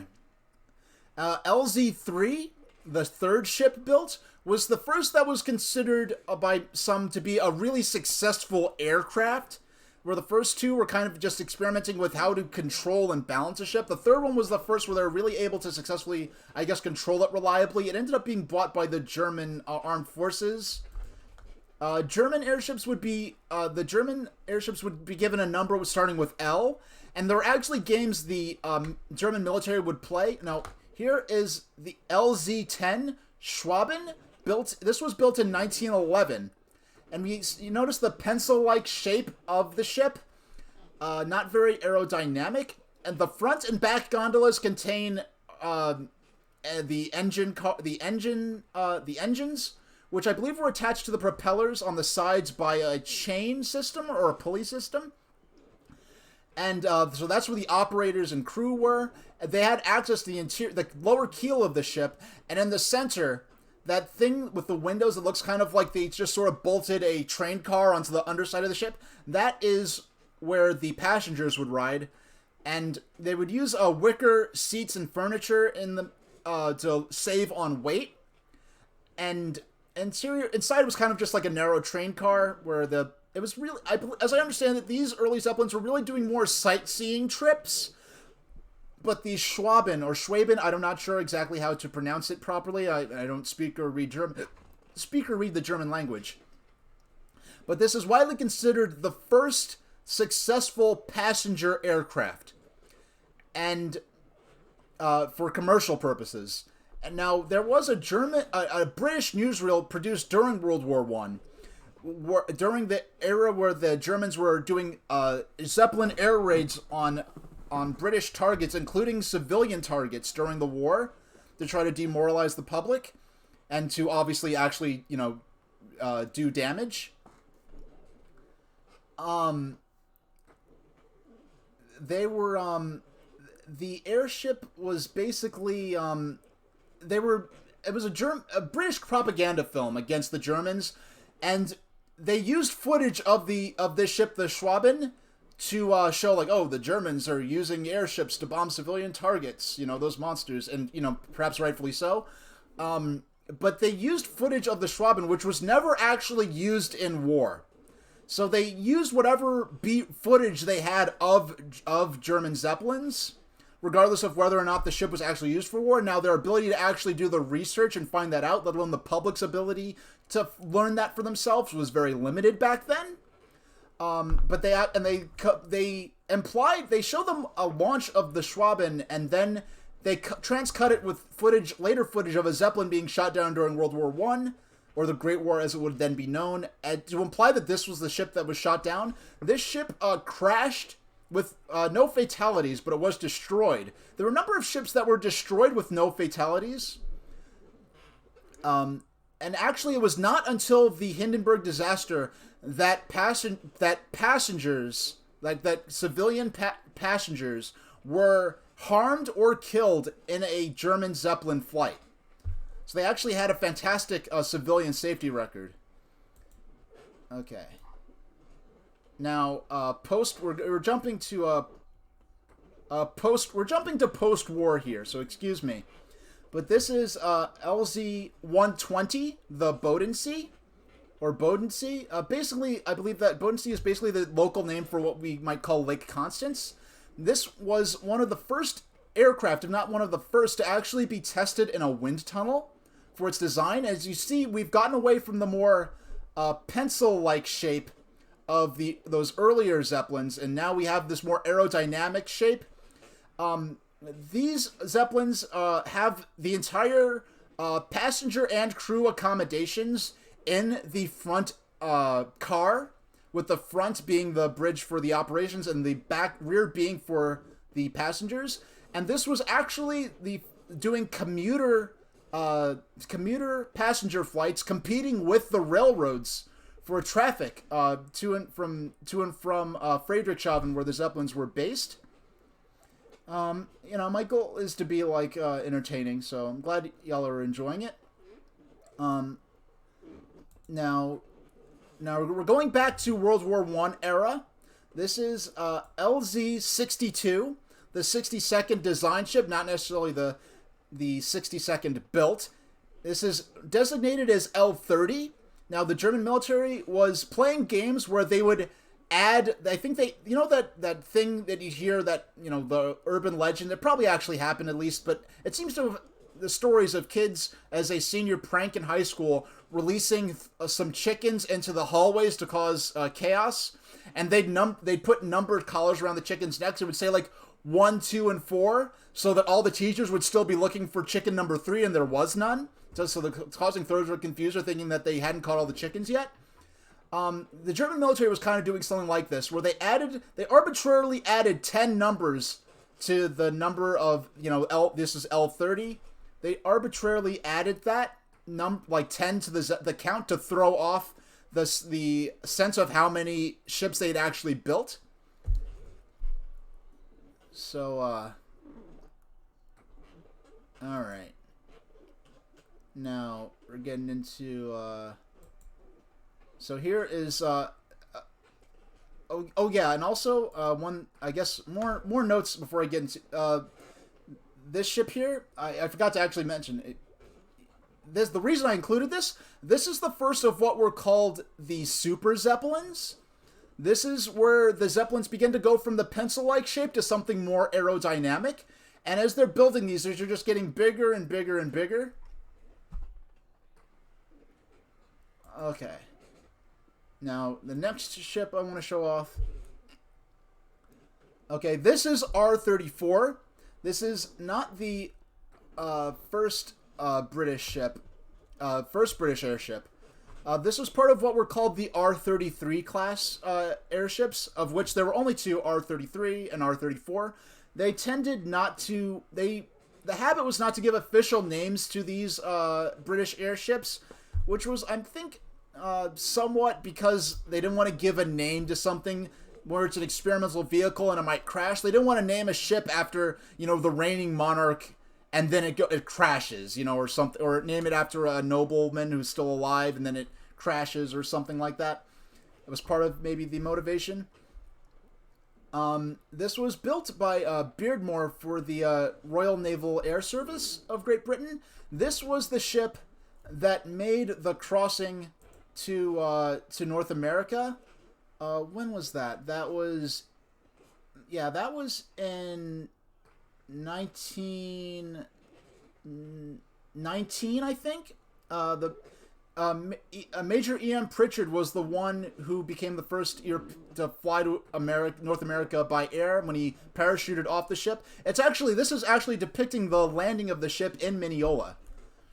But this is a military ship, and this is not the kind of ship that would have the accommodations that I was showing off earlier. This was really an experimental military scout ship. This wasn't something that was carrying paying passengers.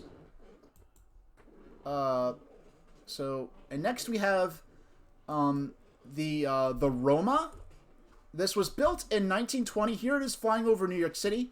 This was an Italian airship that was designed by Umberto Nobile, who was in Italy. He was developing what were called semi-rigid airships, where it's kind of an in-between it has an internal structure, but the shape of it is still partially maintained by the pressure of the lifting gas. Now, Roma was purchased by the U.S. Army and was operated by the U.S. Army. It was inflated with hydrogen, as was standard practice at the time. The ship met with disaster when it crashed while attempting a landing, and what should have just been a crash that would have damaged the ship and caused repairs and possibly caused injuries resulted in total loss of the ship and loss of life, because it struck power lines, and if it was inflated with helium, that wouldn't have been a hazard. Well, it would have been a hazard, but because it was filled with hydrogen, the electric lines started a hydrogen fire, which led to the total loss of the ship. And it was at that point that the U.S. military decided that it was no longer going to use hydrogen to inflate airships under any circumstances. So, let me take a sip of water. And so next, we are back to another American airship. Hey, Azrael, to see you there in chat. This is the USS Shenandoah, which Azurest actually sent me this actually, Azurest actually was personally sent me this photo that they found in a thrift shop of the construction of the USS Shenandoah. Now you might notice the similarity of the Shenandoah to the that what was called the Super Zeppelin there. This was actually constructed. The USS Shenandoah was built in the U.S. by the Navy, not the Army, but the Navy. It was based on the plans of a crashed U-class German Zeppelin. This specific one, I believe, that was shot down during World War I. And it came down relatively intact, so the Allies were able to salvage it and reverse engineer the plans to further their own rigid airship development. And so that's how we ended up with building the USS Shenandoah. The USS Shenandoah was destroyed in a storm. Now, we have a bit of a story about... There were several factors on why it was destroyed, but one of them is seen as one of the main factors, is that the U-class... that type of ship that I just showed the picture of it, when it crashed, at that point in World War I, believe it or not, it is not that easy to blow up a Zeppelin deliberately. I mean, in terms of like having, a machine gun in a biplane and shooting at it. Normal bullets you had to get lucky and have a bullet puncture the... Pure hydrogen doesn't burn. You need a hydrogen-oxygen mixture, as I understand it. And you need to have a spark. So you had to get lucky and have a bullet spark on the skeleton of the ship and have leaking exposed hydrogen to start a fire which would destroy the ship pretty much instantly.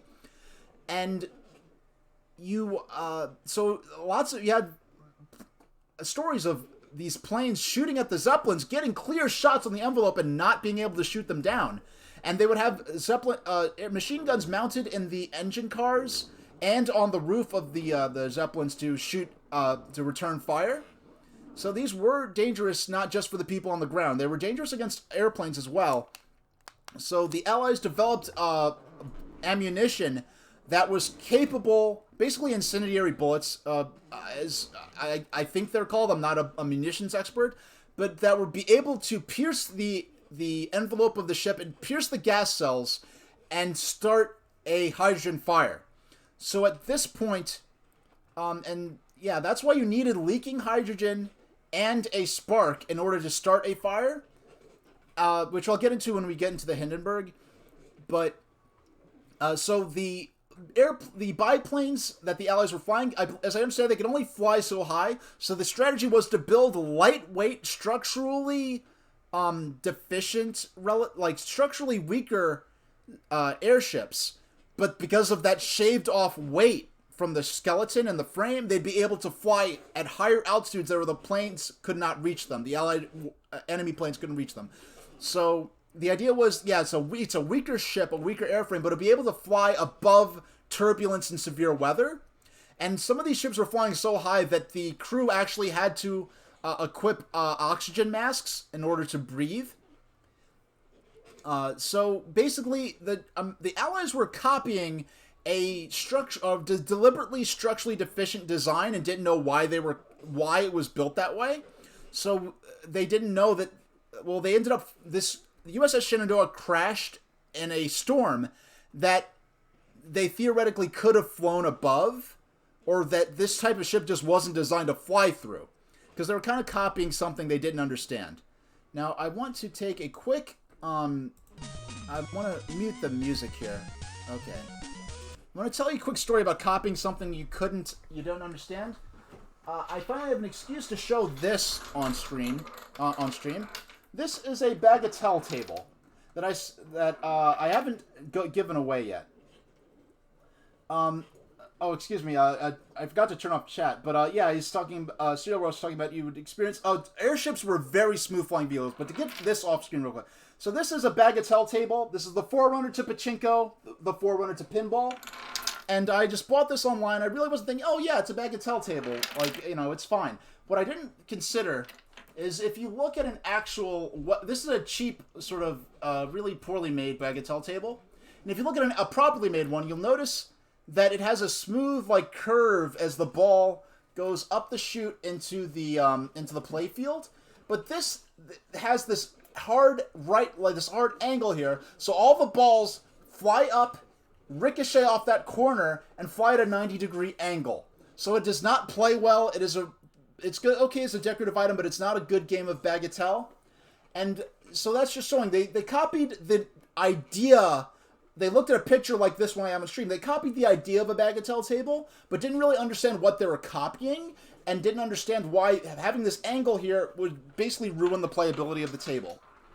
Now I can finally give that away to a thrift shop.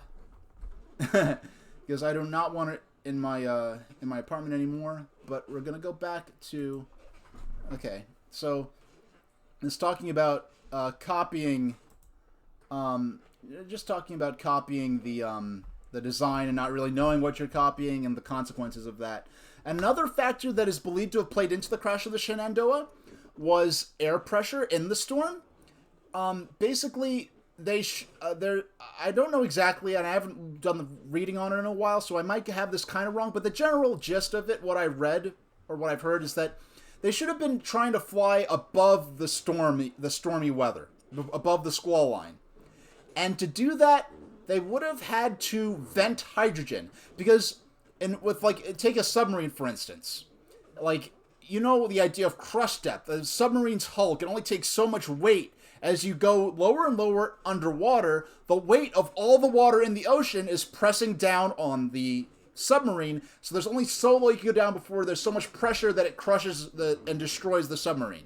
You have the opposite thing with aircraft and balloons, with airships and balloons, where you have what's called pressure height, where right now at ground level, to really grossly illustrate this, all the pressure, the weight of all the air in the world is pushing down.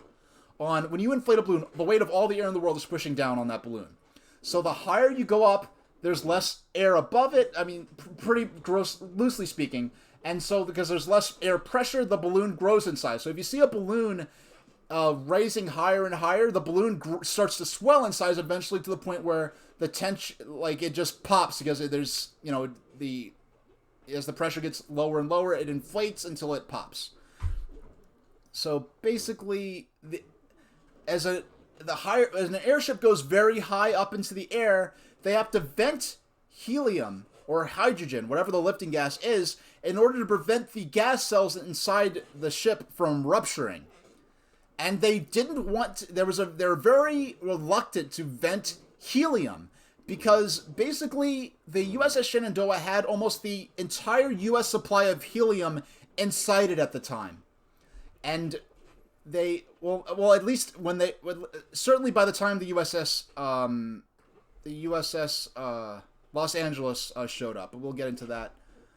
Go a little further down. No, excuse me, I have to find my spot. Where was I? Yes, so the next ship we're gonna mention, we got another Italian semi-rigid airship. We have the Norge. Here we go. So this is 1920. Oh, by the way, the USS Shenandoah was 1923. The Norge was also 1923. This was built and operated out of Italy. Was used to do a lot of famous Arctic exploration missions. And the Norge completed what is considered the first undisputed human exploration of the North Pole of the planet. The other claims were somewhat or disputed sometimes. Norge is the first undisputed time human beings visited the North Pole. So this is another semi-rigid design where there's an internal structure, but it's also somewhat maintained by the pressure of the lifting gas, which would have been hydrogen. Pretty much, United States had a exclusive monopoly on helium production. So 1923, we have the Norge. 1924, we have... Here it comes. Don't be shy. Don't be shy. Here it comes. Here we go. The LZ-126, which was constructed in Germany. It was constructed by the Zeppelin Company as war reparations to the United States. and the crew and Friedrichshafen, as they were building this, were pretty much building this somewhat expecting this to potentially be the very last Zeppelin, very last airship that they ever got to build. So they put a lot of love and care into this, expecting it to potentially be the last Zeppelin ever built. When I was talking about before the LZ-120 Bodensee, that ship was confiscated under the Treaty of Versailles, and it had a sister ship which was given to Italy, and then the Bodensee was given to France. They were renamed. Bodensee was given to France, and Esperia was given to Italy. Esperia would have been, I believe, LZ-127? No, excuse me, LT-120. LZ-121 was Esperia. LZ-122, 23, 24, and 25 were planned, I believe. I might have gotten one of those wrong. 20, okay, LZ 20, 21. 22, 23, 24, and 25 were planned and designed but never built because they were banned under the Treaty of Versailles. Germany was banned for building airships for any purpose, even civilian passenger purposes. They got special permission and were actually ordered to build LZ-126 as war reparations to the United States. And so this is, so actually when, this is the first Zeppelin-built ship to fly to North America, and it was flown, captained by Hugo Eckener personally. They tried to get insurance on the ship for the transatlantic flight and delivery to the United States so that they'd be able to recoup the money if the ship were to crash in flight over the during the Western voyage. They could not get insurance, so they just went ahead and flew it, with no insurance, and they flew successfully, which was a big. I read stories of lots of crowds coming out to see the LZ-126 because a lot of Germans thought they'd never get to see another Zeppelin airship again. Now, the LZ-126 was, upon delivery to the U.S. Navy, was rechristened the USS Los Angeles. And under the Versailles Treaty, the USS Los Angeles, though it was built specifically for delivery to the U.S. Navy, was constructed with the specifications and equipment of a passenger civilian airship. The cabin at the gondola at the front also contains the crew quarter, also contains the passenger quarters, which was kind of like a small train car like quarters, but didn't have the facilities of like traveling in luxury over many multiple day journeys, over a multi-day journey. So the passenger compartments were able to be converted into bunks for sleeping during the night. But for a transatlantic voyage, from what I have understood of what I've seen of the interior, it's not the comfiest ship for crossing the ocean in. For maybe a day-long trip, it was probably more like what a trip like this would have been used for. Was the LZ-120, like the Bodensee, would have been used for like a 2 or 3 hour commuter flight within Germany, that to an extent, that kind of scale of operation. Now, because of the Versailles Treaty, or the limitations put on by the international community on basically because of the Germany's restrictions under the Versailles Treaty, they had to build the USS Los Angeles as a civilian passenger airship, and also I believe the U.S. had to agree to not use the USS Los Angeles. They agreed not to equip it as a warship, and even for use in war games or experimental fleet operations, non-aggression operations, just for like trial runs of how the ship could be used to launch gliders, or it could be used as a scout ship to facilitate a fleet of warships in the ocean. They actually had to obtain special permission from the international community to use the ship for what were called fleet problems or war games, and each use had to be specifically authorized, as I understood it. Yes, the USS Los Angeles was used to launch gliders and I believe possibly small biplanes, but it was never. It had no facilities to launch and to launch and accept parasite fighters. When gliders were launched, they were kind of just attached beneath it, using equipment that was added once the Navy took control of it. And so that was LZ-126, and LZ-127 here is the Graf Zeppelin. This is arguably the most successful and famous and groundbreaking of all the passenger airships, especially when it comes to the German Zeppelins. This was, once again, this was kind of almost crowdfunded. They were selling commemorative stamps, pre-selling commemorative stamps to the public around the world to help fund the construction of the Graf Zeppelin. Also using money from the German government. And also, going back to those early pre-World War I ships, a lot of those ships were crowdfunded from the public because they didn't have enough money. So people were like just sending money in the mail to the Zeppelin company from across Germany to help build these ships, which they hope would, enhance the prestige and power of the German country. But the Graf Zeppelin was the really a big major breakthrough. They would have built the Graf Zeppelin, as I understand it, a little bigger, but they were limited by the size of the hangar they had to build it in. The gondola at the front does contain both the crew. Well, I mean, there's crew quarters throughout the entire keel of the ship. There's also access to the center, like the sort of what they call the axial corridor, I believe, in the center of the ship. And there are also passages to go up to the roof through the middle of the ship, only for crew. So there's like the crew bunks and like the officers' mess and officers' quarters are within the envelope of the ship, but within the gondola are the communications room, the bridge for operating the ship, the dining room, and the cabins for the passengers. And this ship completed the famous round the world, circumnavigating the world. They, visited. Well, they actually started technically the flight started from Germany, but for publicity purposes, since it was being funded from, with American money, this publicity trip. So they flew to Germany, and then they flew from Germany to New York, and from New York they flew back to Germany, and then they flew over Russia. They landed in Japan. There's a really thrilling book written about the round-the-world voyage of the Graf Zeppelin.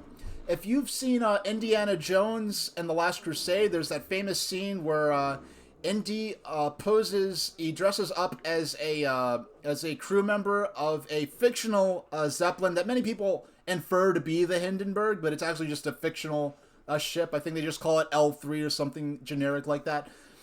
And there's an SS guy is hunting for Indy, and he sees him in the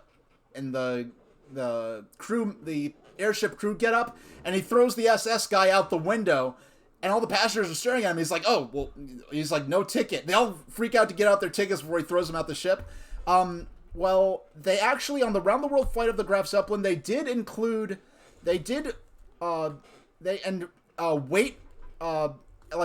The weight of the passengers and their luggage was strictly controlled, and so if stowaways were found aboard the Graf Zeppelin, they did have a pair of parachutes, in which case, if the stowaways were discovered, they would have been chucked out of the ship with their parachutes. So no ticket actually has some historical basis in reality.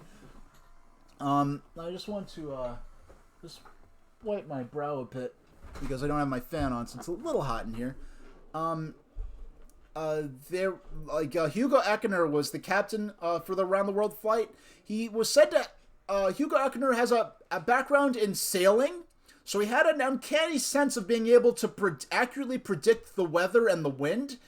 And there were times where people say, "Oh, I want to go on a pleasure flight on an airship today," and they had it planned, and he'd go and he's like, "Nope, flight's canceled. There's gonna be a storm later," and it was blue skies as far as the eye could see. People are like, "What are you doing? Of course it's not gonna." And then he could predict the weather with almost, they say, uncanny accuracy. And if it was not a good day to fly, you'd listen to what Mr. Eckener had to say. But he would very strictly control. Like, there was I read one of the books I showed you earlier was a story of one of the passengers wanting to bring aboard a small hand-cranked phonograph player and some records, and Hugo Eckner, like, they had to argue with him. He was passionate, like, yo, you are not bringing that record player on board. Like, he had the weight calculated to the gram that could be brought aboard for this round-the-world flight. Now, speaking of weight, this ship was unique, the Graf Zeppelin, in the use of what was called Blau gas as a fuel for the engines.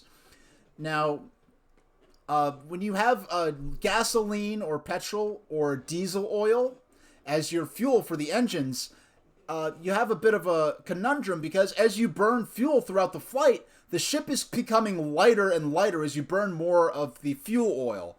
So there was a problem where they pretty much... so the one solution they came up with for the Graf Zeppelin was the use of a gas as the combustible gas as the fuel source, called Blau gas after its inventor.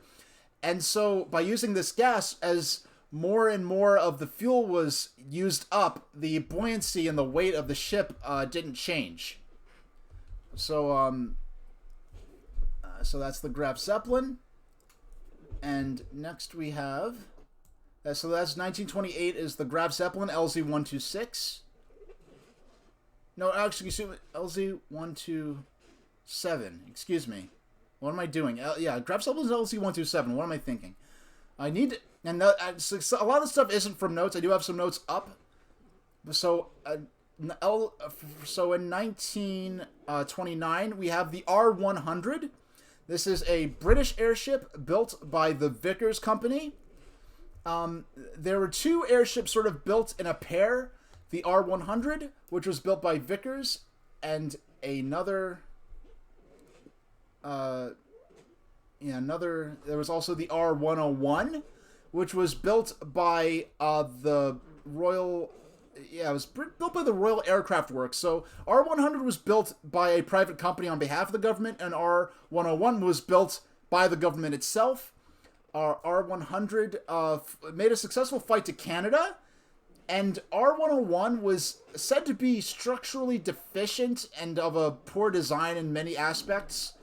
It was said to, on its final flight, to have been overloaded, perhaps, with unnecessary items. I won't get into it. I don't know the history offhand, but the R101... Some say that even the crew even knew it wasn't as strong a ship as the R100, but they had to fly in order to not be shown up by the R100, because the two teams were in competition with each other, because this was part of a scheme to develop airship lines from the island of Great Britain to far-off parts of the British Empire. And R100 crashed in France on the way to India. R101, not R100. R101 crashed with massive loss of life on the way to India, and on board the R101 were pretty much most of the proponents and engineers behind the British airship program. So the crash of the R101 pretty much ended the British airship program. Alright. So, now, where is...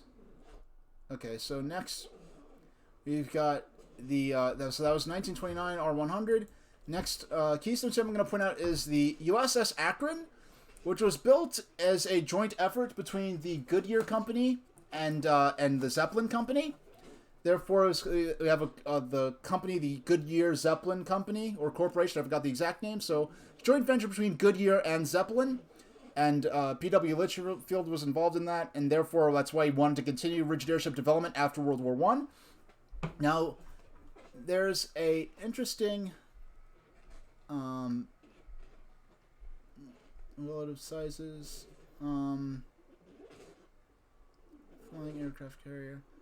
Now, with the... Actually, I might have to add this in real time.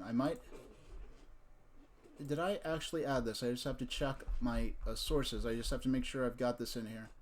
Let's see. Annotated by Wiki article. The Hamilton's current airship tier, level sizes. Actually, I'm just going to add this. Excuse me, I'm just going to add this in real time. Because we really do, I do really want to point this out. Okay. Here we go. This is gonna supersede my webcam for a moment. I just gotta shrink it down. Okay, actually, okay, that's good enough. So that's above that. That is the USS Macon. But first, I'll talk a little bit about the USS Akron specifically.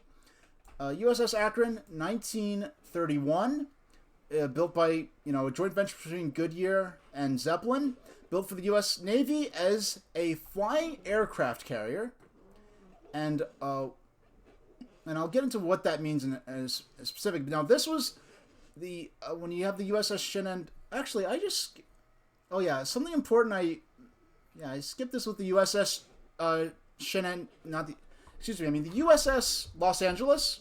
When the USS Angeles arrived from Germany, they actually had to deflate the USS Shenandoah because our helium reserves were so scarce that we didn't have enough helium to fill 2 airships at first. So they actually deflated the USS Shenandoah in order to inflate the USS Los Angeles until there was enough helium available for both ships.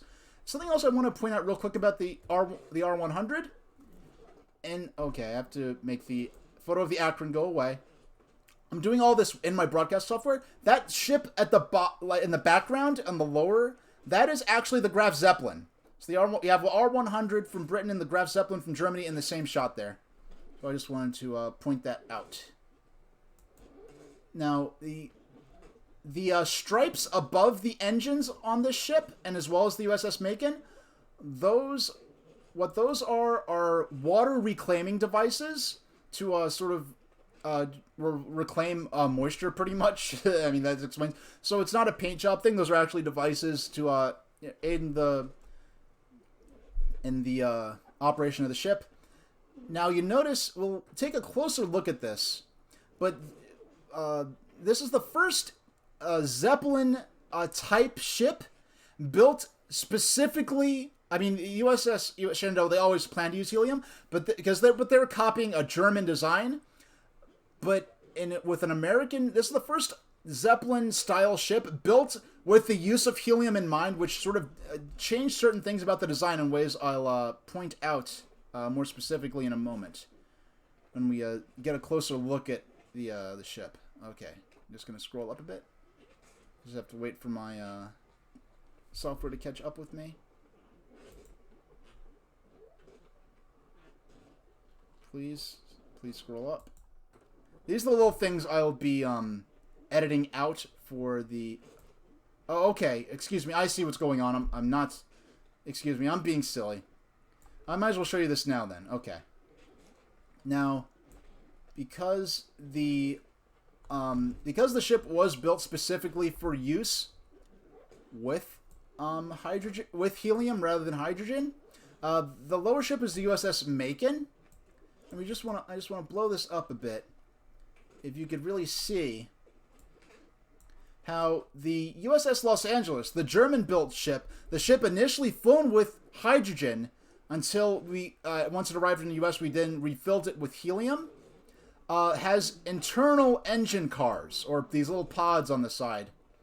So here the engine cars are external. There is an actual operator inside the engine car that is observing and operating the engine.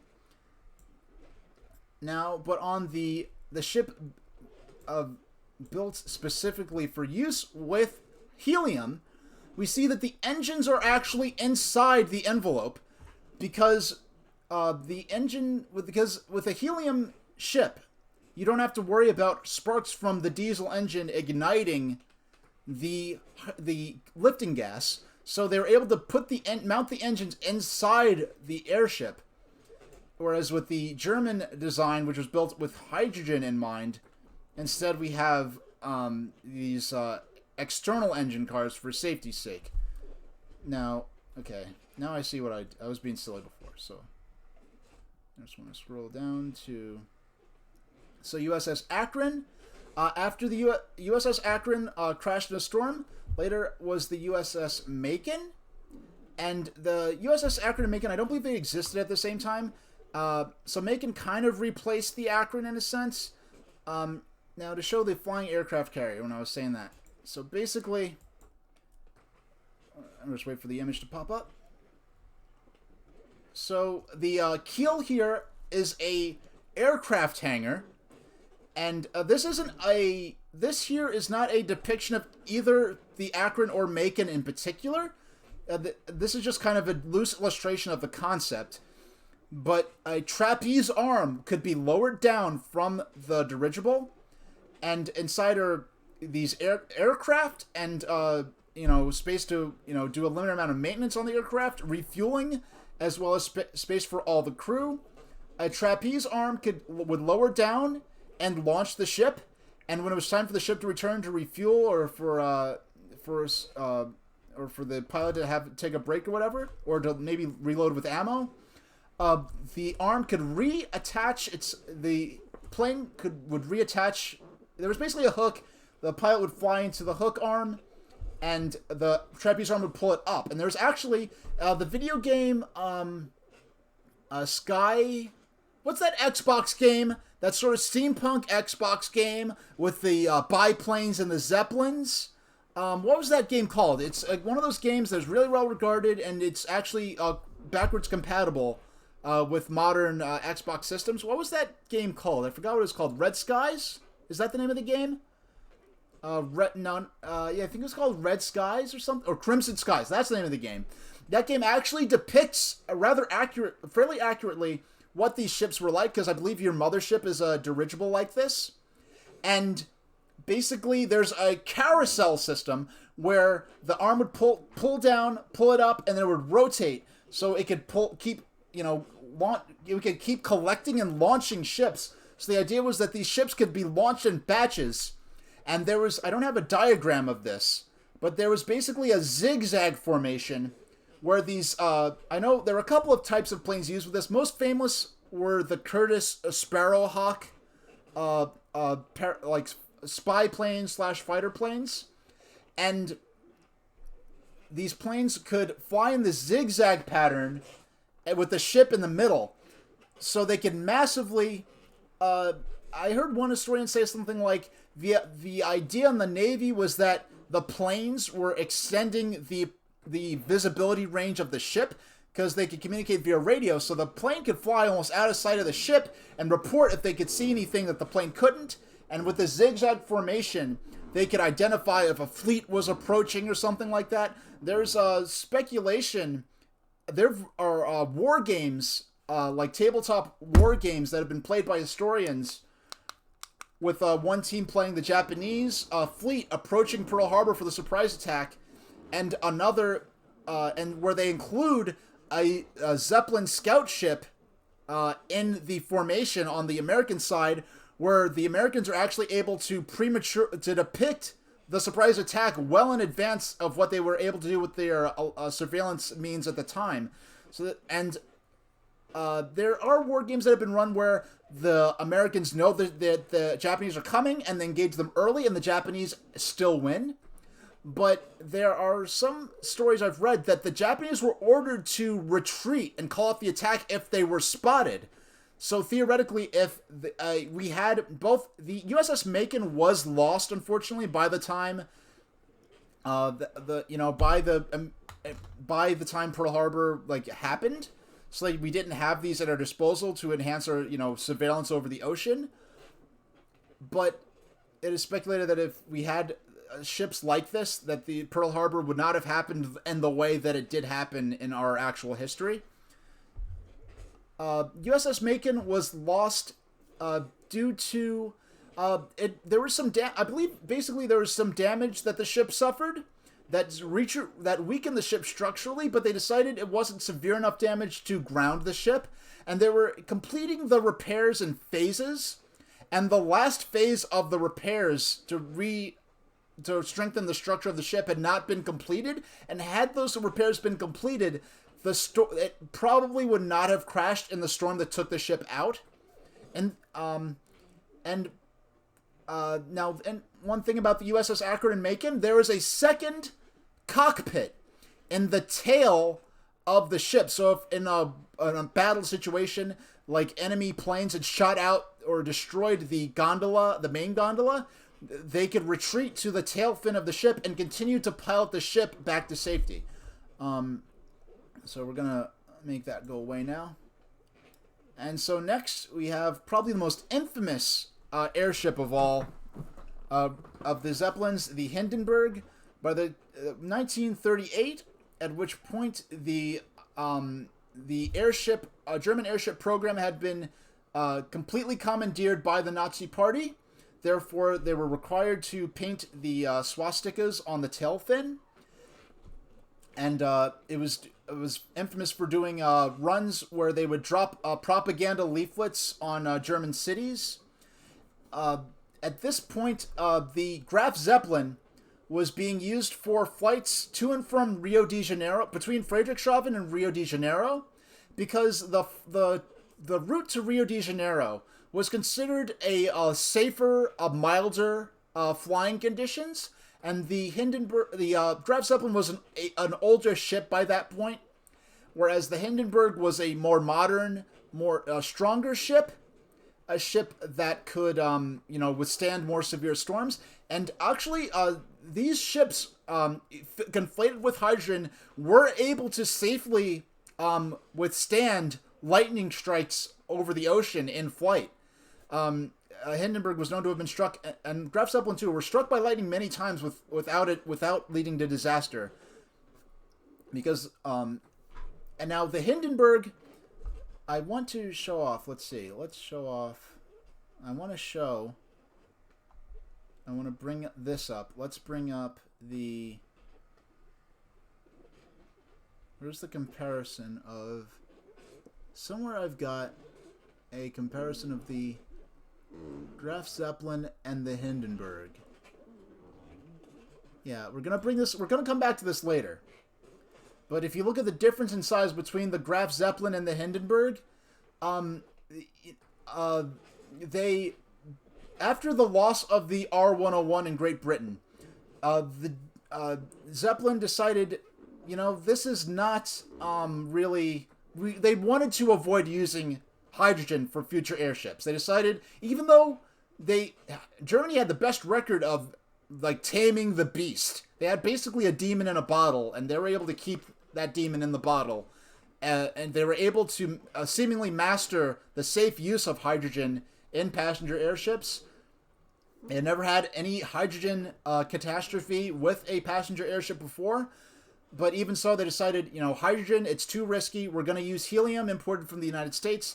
And so they built the Hindenburg so much larger to compensate for the fact that they'd be using helium. And also hydrogen. All of these German Zeppelins were constructed using gas bags that were built with what was called gold beater skins, which were the intestines of a cow's stomach that were used in... they were byproducts of the meat industry and were used by gold leaf layers. I forgot exactly how, but they'd use that thin membrane from the intestines of the cow to do gold leaf. And actually, during World War I, they requisitioned they ordered all German butchers to prepare and preserve their gold beater skins for use in airship construction, because they could use silk or cotton, but gold beater skins had the unique property of not building static charge, which are safer for use with helium. So they designed the Hindenburg to use rubberized cotton, I believe, gas bags, because they wouldn't have to worry about the hydrogen igniting. But the U.S. ended up refusing to export hydrogen to Germany, even for use in civilian airships. Okay, so I have to scroll back a little bit. So, and LZ-129, after the Hindenburg disaster, they completed construction of, a lot of people think of Hindenburg as the last passenger airship. It was the last one to carry passengers.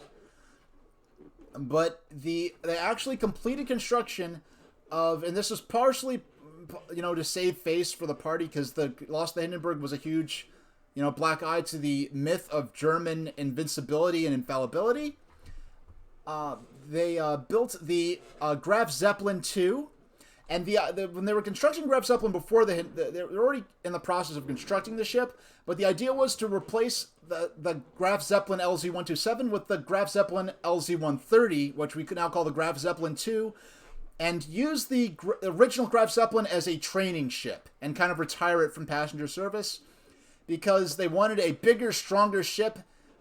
Because the Hindenburg was only doing flights between Friedrichshafen and Lakehurst, New Jersey, essentially a Friedrichshafen to New York City service, whereas Graf Zeppelin was used on the milder flights, milder conditioned flights from Friedrichshafen to Rio de Janeiro, and the idea was to replace the old Graf Zeppelin with a newer Graf Zeppelin with the stronger, more modern design, the more prestigious design of the Hindenburg class.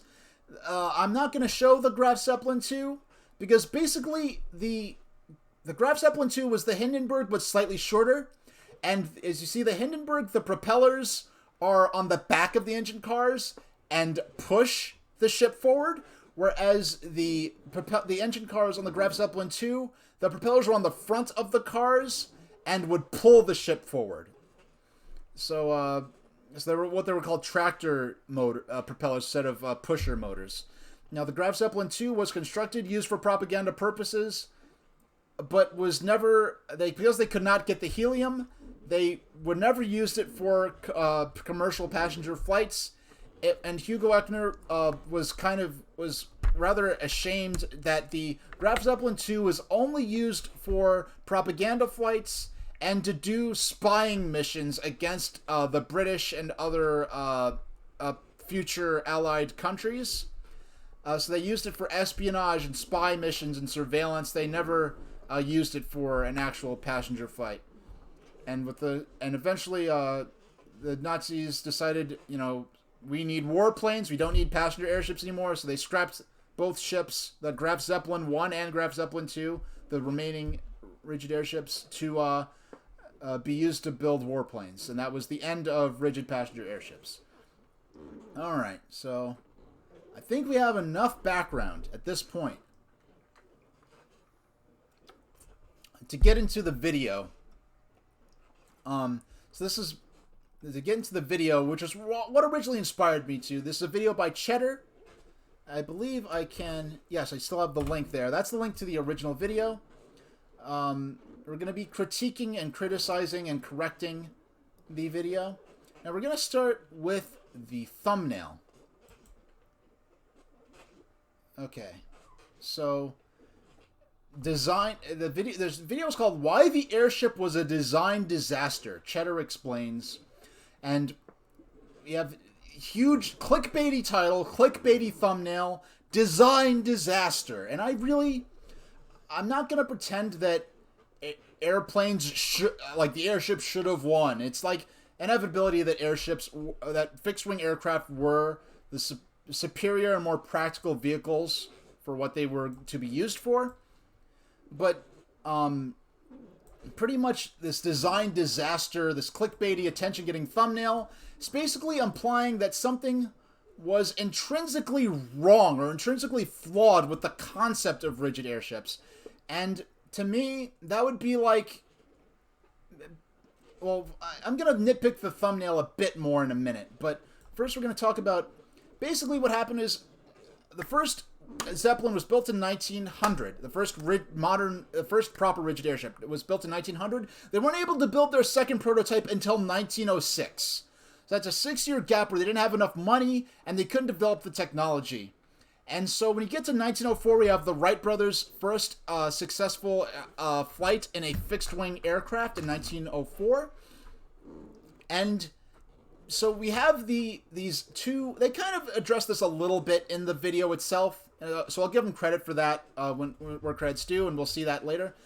So basically, we have these two competing technologies kind of developing side by side, and basically it's a lot cheaper to build an experiment with... We're going to build all these different fixed-wing aircraft, and we were crashing them and building them and left and right and experimenting, and it's progressing more and more quickly. Whereas it is very expensive and time-consuming and labor-intensive to construct an experimental rigid aircraft, only to have it crash, and then you have to find the money and the time and the resources to rebuild. And so, basically, what I see it as, it's like if we take a look at my thumbnail is a little out of place here. If you take a look at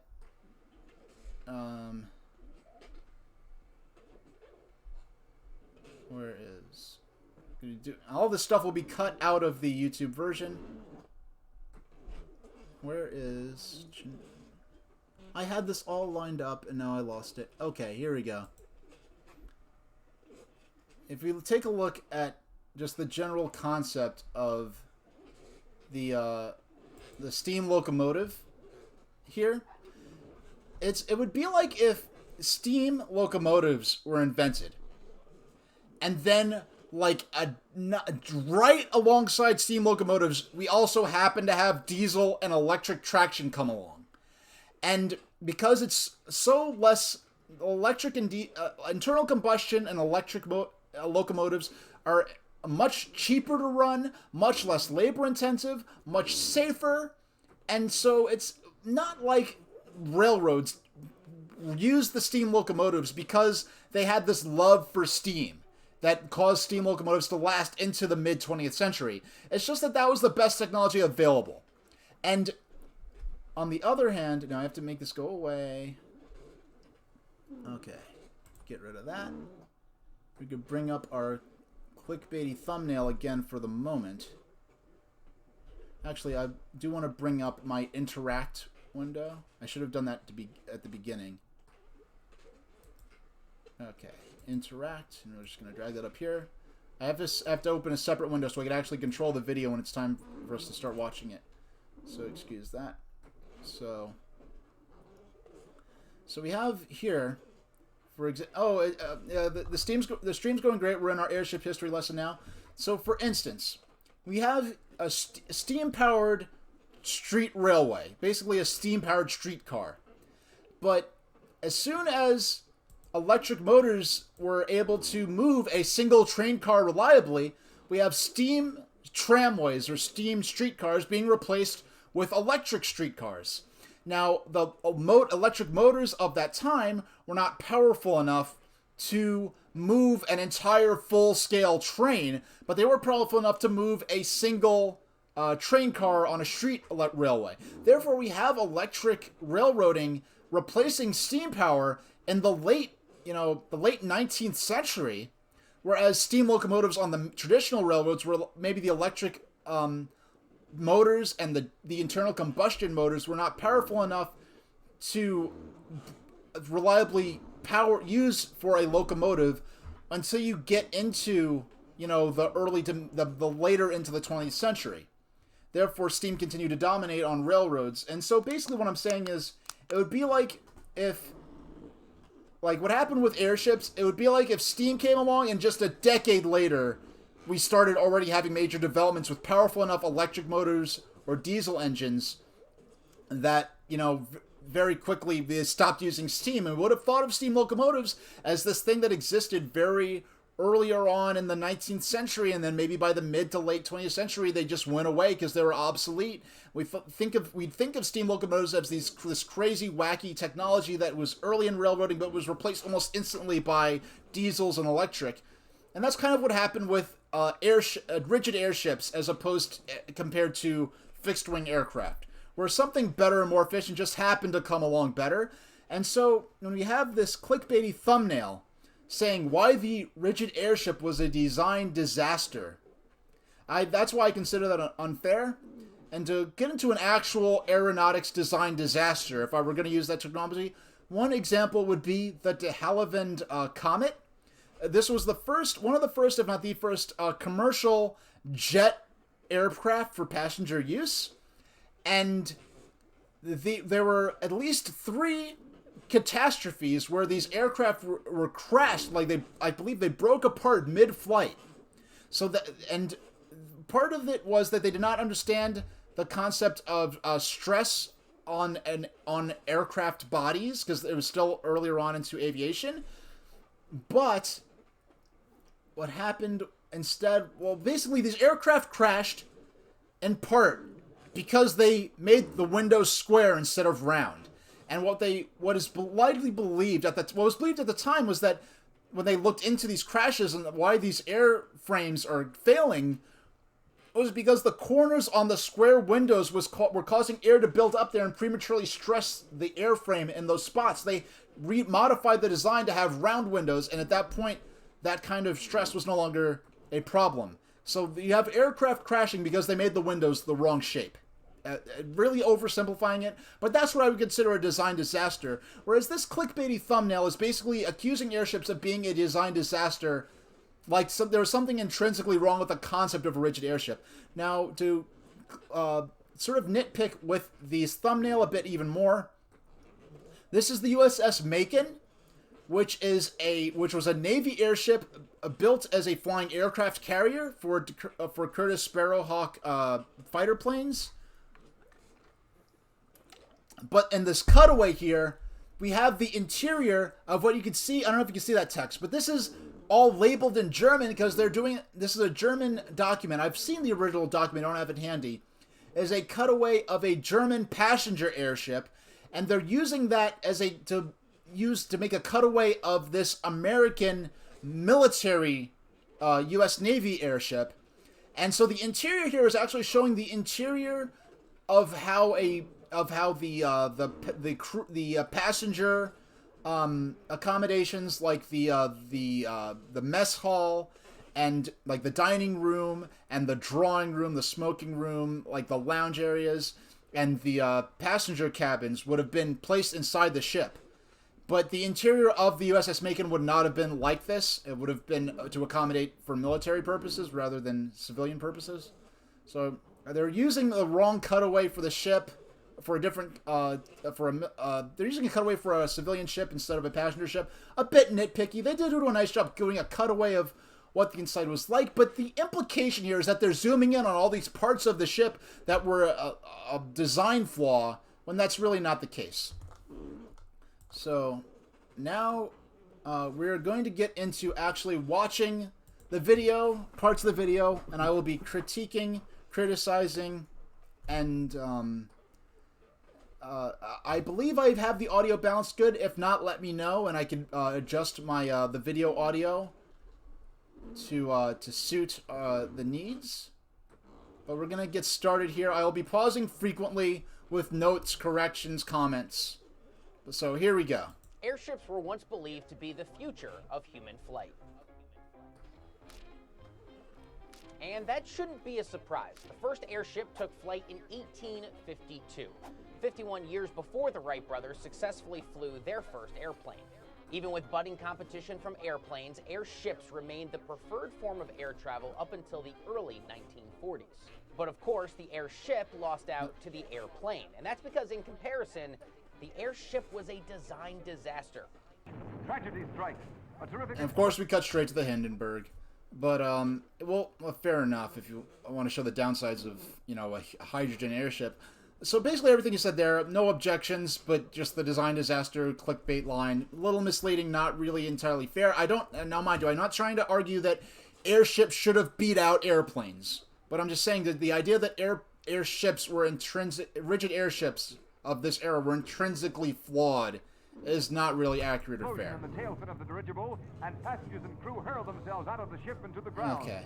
Navy and Army men risk their lives. And mind you, this is by I believe, a crew of people that put this together. This is a major, I mean, they have a little check mark next to them on YouTube. So this is a major, this has more than 200,000 views. So that's why I took it so seriously, some of the mistakes that they made here. The airship is rooted in the popularity of ballooning culture during the 1800s. Even Benjamin Franklin believed hot air balloons to be a discovery of great importance and one which may possibly give a new turn to human affairs.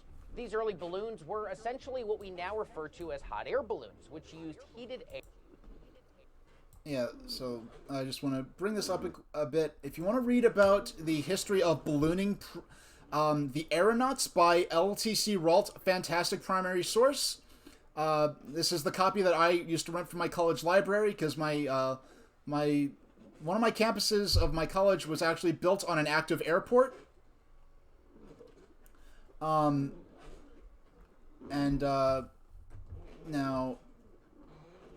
yeah, so this is a fantastic primary source. The author, LTC Ralt. We will be getting back to LTC Ralt at the end of my little lesson here, but we'll continue onward. Now, he does mention hot air balloons. There were also experiments with hydrogen balloons, including some. There was one experiment with a hybrid hydrogen hot air balloon combo that did not go well because the hot air was produced by burning fuel. Hot air balloons burn fuel, but burning they had an open fire on board in the gondola that they used to produce the hot air. And now, one interesting fact: earlier on, they believed that hot air had some they believed that fire produced some kind of special undiscovered gas that caused the lifting effect. They didn't understand it was just a difference between an air temperature and air pressure. Air to take off. At the time, it was a huge aeronautical advancement. However, these balloons were at the mercy of the winds, which often led to disaster, as depicted in this newspaper painting of a Savannah. This is all accurate and reasonable and fair French so far. engineer Henry Gifford decided to make some key adjustments. First, he changed and the shape of the I just want to balloon from mention, circular. The production value of the video is fantastic. The animations that they built into these static photos, so you're not just looking at static photos all the time, like my video, like that you're watching right now.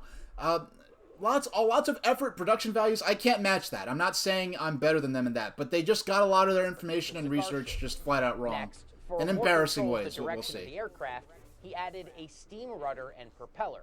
And on September 24th, 1852, and this was one of the few, I know airships are often associated with sort of the steampunk aesthetic and steampunk culture.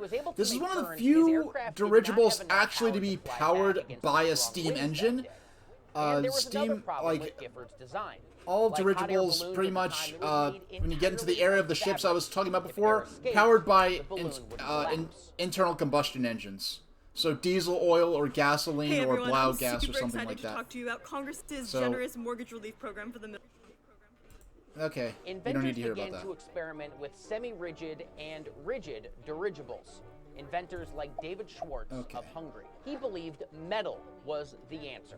So he set out to build an all-aluminum rigid airship. In 1897, after two failed This is all pretty accurate. If there are any mistakes, they're not worth my attention, I guess. All pretty sound enough, reasonable enough. Never seeing his airship take flight. It was his wife Melanie who finally organized the maiden flight of David Schwartz's airship.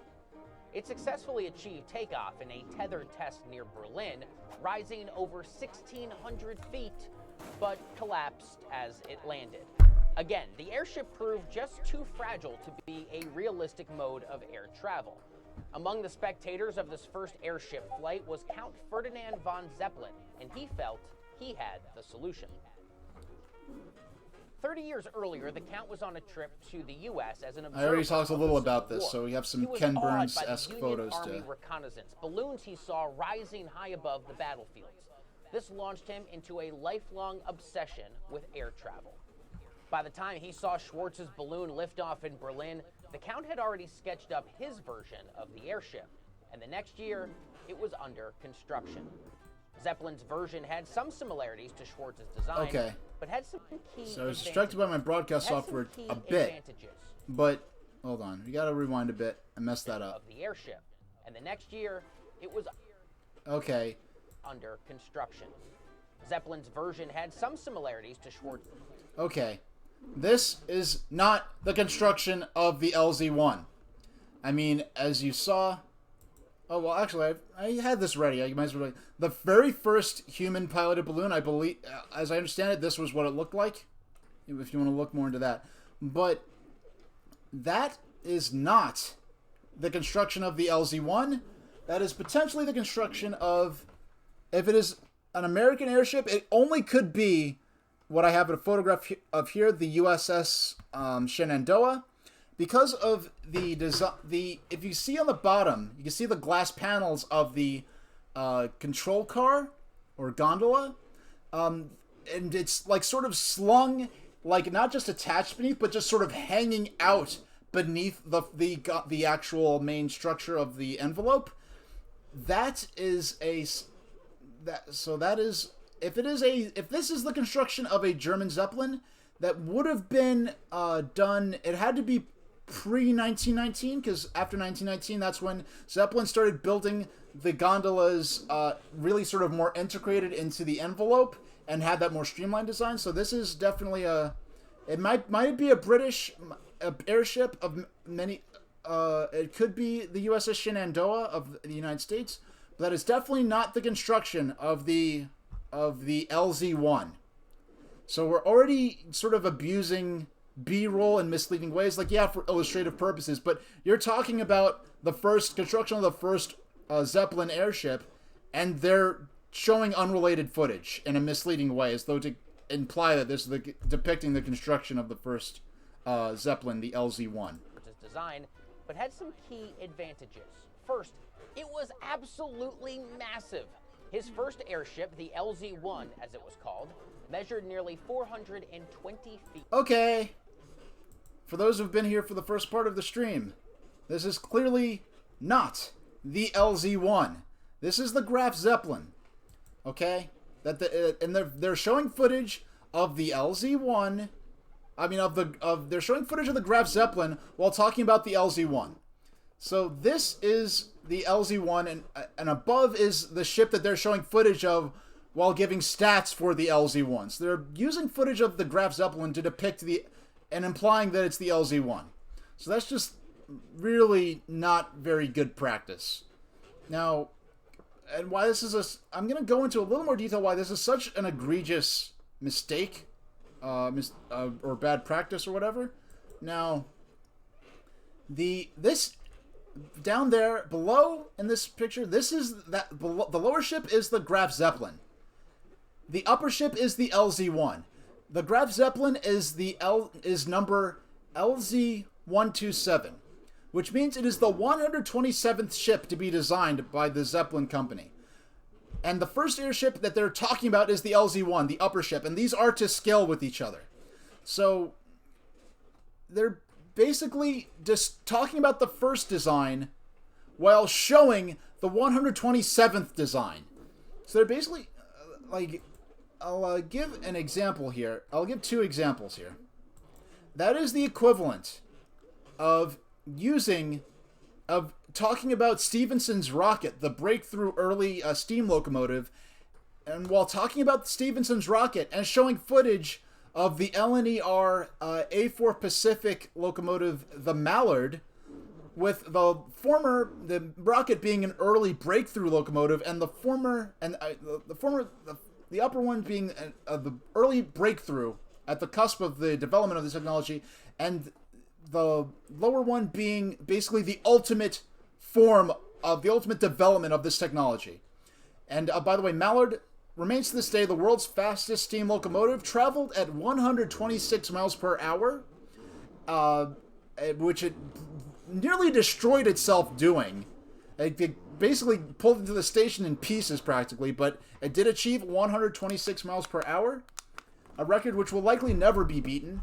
If it is beaten, it'll be beaten by a new build locomotive using modern technology. The thing is, they might have that's the thing, they might have, I think this team has, Cheddar has, I believe, a team that they could have, basic Wikipedia searches could have given them the footage they needed. I think they just used whatever footage they felt like. And for a less esoteric example, well, maybe more mainstream recognizable, using footage of the Graf Zeppelin while discussing the LZ-1 is like using showing a photo of the Ford Model T and discussing the Ford Model T and using a picture of a Ford Mustang. It's pretty much like night and day difference, completely inaccurate depiction of the type of technology, the level of expertise and knowledge they had Like, if the LZ-1 had been built to the knowledge and with the information we know of, if LZ-1 was the Graf Zeppelin as it was built, the airplane might have never been developed in our world whatsoever. Because that level of technology was so developed that airplanes might have remained small vehicles for like, it might have set back the development of the fixed-wing aircraft by 30 to 50 years, and I may not be exaggerating that much. Now, oops, excuse me, that's a little spoiler for what's coming up ahead. I need that to go away. So we're okay. So we see what we're dealing with here. We're going to continue with the video now. In length, longer than a football field. This size allowed the airship to carry heavier, more footage of the Graf Zeppelin. Next, it was filled with 17 individual airbags instead of one large air cavity. Once again, this is not an interior. Okay, again, cut them a little slack here. This is an interior. I don't know what ship this is. It is definitely, you know what? This might be the interior of a semi-rigid airship. I'm not sure, though. Yeah, this might be the interior of a semi-rigid. I can't say for sure. But to illustrate the concept of an internal rigid airframe, I can't fault them too much for using this footage here. So we'll keep moving. This created a safety net of sorts. Not the LZ. Once again, not the LZ-1.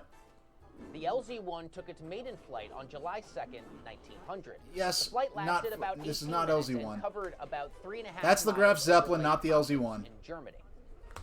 But Zeppelin and his team kept building upon previous designs. Yeah, excuse me. One of my people watching in chat. Yeah, that's exactly. That's like talking about PlayStation 1 and showing a picture of a PlayStation 5. I don't know why. I mean, we're on Twitch. I do not know why I didn't think of that more obvious example. The company had built 21 airships, each one larger than the last. In January 1915, Germany this is all pretty straight. The L3, I do want to point out it's not a egregious problem. It's not. It's sort of irrelevant and just a little bit of trivia or just clarification. The Zeppelin company was not the only manufacturer of airships for Germany in World War I. There were other ships built by, I believe the company was called Schüttelands. I don't know how to say that because I don't speak or read German. But there was another company building rigid airships for Germany. The German ones were more plentiful, I believe more successful. I believe Schüttelands also experimented with building rigid airships out of wood. I don't think that was especially successful, but that is an... so that's something I just throw in there. In a 2-day bombing mission against Britain, successfully dropping their bombs on English coastal towns. 4 people were killed. By the end of the war, a total of 84 Zeppelins were built and 51 raids had been carried out on England alone, killing 550. I've always loved sci-fi. And the idea of being right. Okay, there we go. The demand for Zeppelins as a war machine allowed the technology to improve greatly. By the end of the war, Zeppelins like the R-class were over 600 feet long and could reach speeds of... Okay. All right. I just want to play that again. And 57 people. Okay. The demand for Zeppelins as a war machine allowed the technology to improve greatly. By the end of the war, Zeppelins like the R-class were over 600 feet long. Okay. That is not an R-class Zeppelin.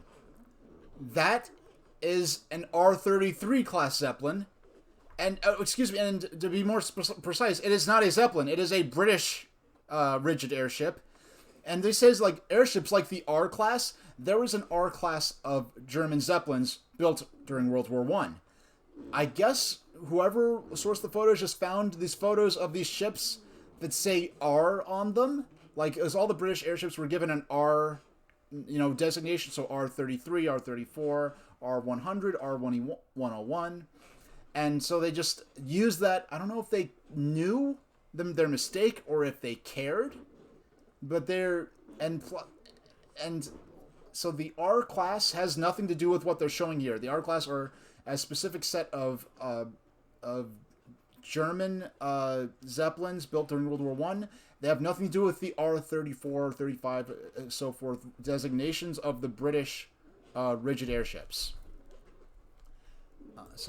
And could reach speeds of 64 miles per hour.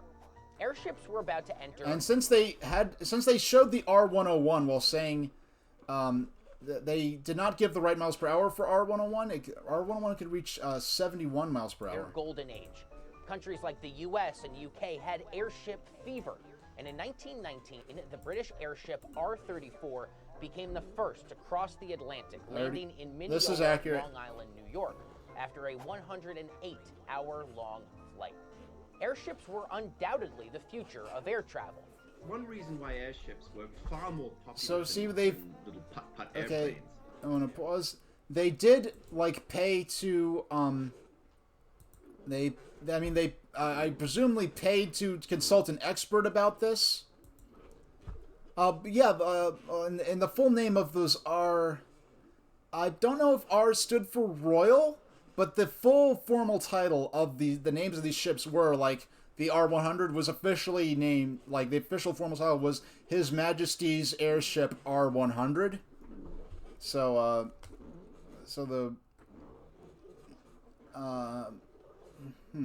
Yeah, so they did their consulting experts about this. So, like, I give them credit where I can. So, because he mentioned this, but I'll go into a little more detail. The flights on board these the large Zeppelin transatlantic liners were extremely smooth. There was one story where one passenger he would put a pencil on its eraser end sticking upward while sitting in the lounge on the table. He put it during dinner. He put a pencil facing up on his table while he ate, and by the end of dinner, the pencil had not fallen over. Was able to very smooth flying ship, and they were able to fly very low to the water safely, to the point where there are stories of people on the Hindenburg looking out of windows and seeing schools of whales flying actually in the water. That's how low to the water they were able to fly safely. It wasn't like aircraft where when you fly transatlantic, you're flying at up in thin air, So they were much larger, obviously, and they were much more comfortable. If you went up in an airplane, much more comfortable. This part part is they're pretty much accurate here because it's an actual expert. Plane. First, the decibel level was louder than the New York subway. So if you want to subject that to yourself for 3 hours or something, that's up to you. It was definitely, it rattled. And the footage is done via webcam. Look how cramped that plane is. That is like narrower than a train car. That is tiny little accommodations. And this poor porter is serving people food and drinks. But the interview was conducted via webcam, so if it looks a little funny, that's why. During any flight on an the footage with the expert they're consulting. 1920s, early 30s. They were subject to enormous turbulence. They could have 100-foot drops at any moment. Whereas with an airship, they could fit up to 50 people, and you had your own bedroom, you had your and that's 50 passengers, not they would almost have equal numbers of passengers and crews. The Hindenburg had around 100 on board during the fatal flight. It's essentially like being on a cruise liner in the air, as opposed to this little juddering, shuddering airplane. But throughout this period of success, airships were also showing their flaws. On September 9th, 1913, a German Zeppelin traveling above the North Sea flew into a severe thunderstorm. Strong winds and... Okay. German Zeppelin, that is... And they show the R100. Okay. And the funny thing is, they could have very easily, just looking up on Wikipedia, find public domain period illustrations of the craft that they're talking about here. Of the actual crash they're talking about. But here's the ridiculous thing. The crash they're referring to, they're talking about, is the crash of the LZ-14, which crashed in 1913. But the picture... hold on. So they show the R101. Let me get rid of those. Those are period pictures of the actual crash that they're talking about. Actually, these are pictures of the actual crash they're talking about. But the picture that they are going to show is a picture of a different crash. And with all those rigid airship crashes, it's funny that they decided to single out this one. There are other examples they could have used. So, okay, let's go on. Caused its gas to contract. The airship split in two and... So, this is the crash of the L-19, which was LZ-54, which is manufacturer number. The Navy, the German Armed Forces renamed it L-19. This was a crash that happened in 1916. So they're talking about a crash that happened in 1913, and the crash depicted here happened in 1916. Now, interesting story about this crash. This ship had just finished a bombing run against a British city. And then it crashed out of the ocean. And the fishing vessel here was a British fishing vessel, actually encountered them. And the crew on board, you could see them on top of the envelope of the ship as it's sinking into the ocean, were apparently waving for them. And they were calling for help and promising money. They surrendered, and they promised that they wouldn't bear their arms against them and that they were surrendering. And, well, the ship was practically, from the looks of it, too small to actually carry all those the crew of the crashed ship. Second, they are their wartime enemies, but on the other hand, the wartime enemies who had just used that very ship to bomb targets of his home country. But they had surrendered, so there was question as to whether or not the crew of the fishing vessel was legally or morally culpable, if they had a responsibility to try to rescue as many as they could. But their argument was even without guns, they were outnumbered them. They could have hijacked the ship and sailed it back to Germany, or back to German-controlled territory, instead of letting them take them back to England to be captured. So it's a bit of a controversial flight, but they are showing the wrong crash here. And just a simple Wikipedia search could have actually got them some public domain photos depicting the actual specific crash that they're talking about.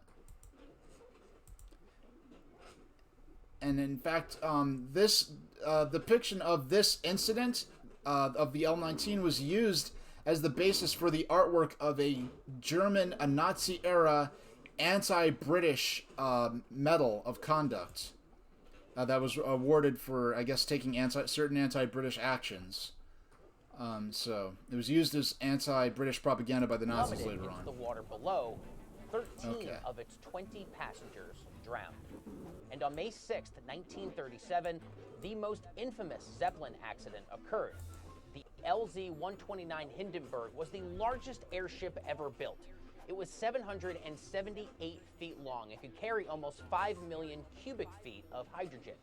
10 Maybach engines powered 5 separate engine cars.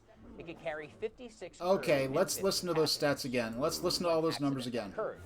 The LZ-129 listen to these Hindenburg stats. was the largest airship ever built. It was 778 feet long. It could carry almost 5 million cubic feet of hydrogen. 10 Maybach engines powered 5 separate engine cars. It could carry 56 crew. Okay. Except for 56 crew, every single one of those stats was completely incorrect. They got all those numbers wrong, and that's very embarrassing. Now let's take... I have prepared. Look at this. Okay.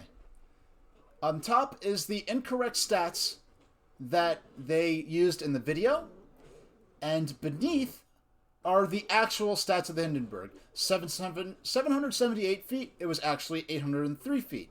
10 Maybach engines, actually 4 Daimler-Benz engines.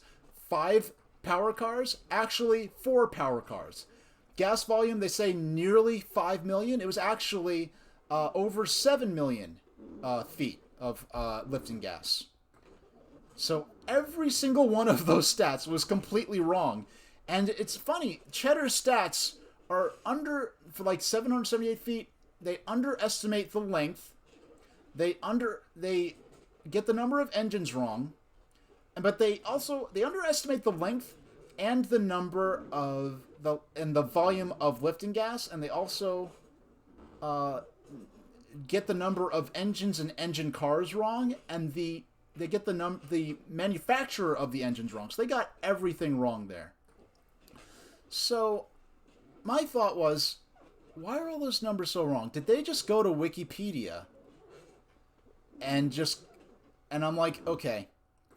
And I looked at Wikipedia, and the numbers, the stats they had listed on Wikipedia for the Hindenburg were correct. And I actually looked back historically, because you look back to see the changes. So I looked back for around the time when they might have been preparing, because this video was November 24th, so maybe in October or September, some troll changed the stats or something like that. No, the numbers for the Hindenburg were always right on the stats for the Hindenburg were always right on Wikipedia.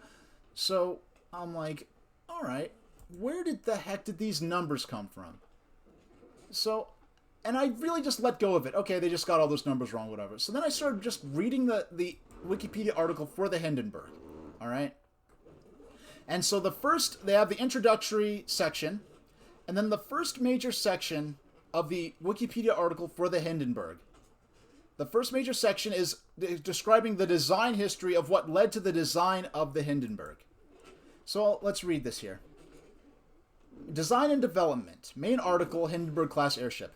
The Zeppelin Company had proposed LZ-128 in 1929, after the world flight of the LZ-127 Graf Zeppelin. This ship was to be approximately 778 feet long and carry nearly 5 million cubic feet of hydrogen. 10 Maybach engines were to power 5 tandem engine cars, though a plan from 1930 only showed 4. The disaster of the British airship R-101 prompted the Zeppelin Company to reconsider the use of hydrogen, therefore scrapping the LZ-128 in favor of building a new airship designed for helium, the LZ-129. So, an LZ-129 is the ship they ended up naming the Hindenburg. And like I said before, they numbered the airship. Zeppelin numbered their airships not by the number of airships built, but the number of airships they had designed. So they built LZ-128, and then they canceled it and built the Hindenburg to a different design instead. And look at that. Look at the numbers that Cheddar lists as the stats for the Hindenburg are actually the stats for the unbuilt LZ-128 instead of the actual LZ-129. So what that means is that whoever was doing the research for this just jumped, and I never, it's hard to nail someone so specifically for misusing Wikipedia, but they just jumped on the Wikipedia article for the airship LZ-129 Hindenburg, looked at they just scrolled through the article, saw the first stats describing the length, the engines, the first descriptions of the length, the cubic feet of lifting gas, and the types of engines, and the number of engines, and the number of engine cars, and they just copied and pasted those numbers, assuming that they were the stats for the LZ-129 Hindenburg, and they did not actually look at what they were copying, because they're just like, oh, Wikipedia is full of lies, that's its own issue.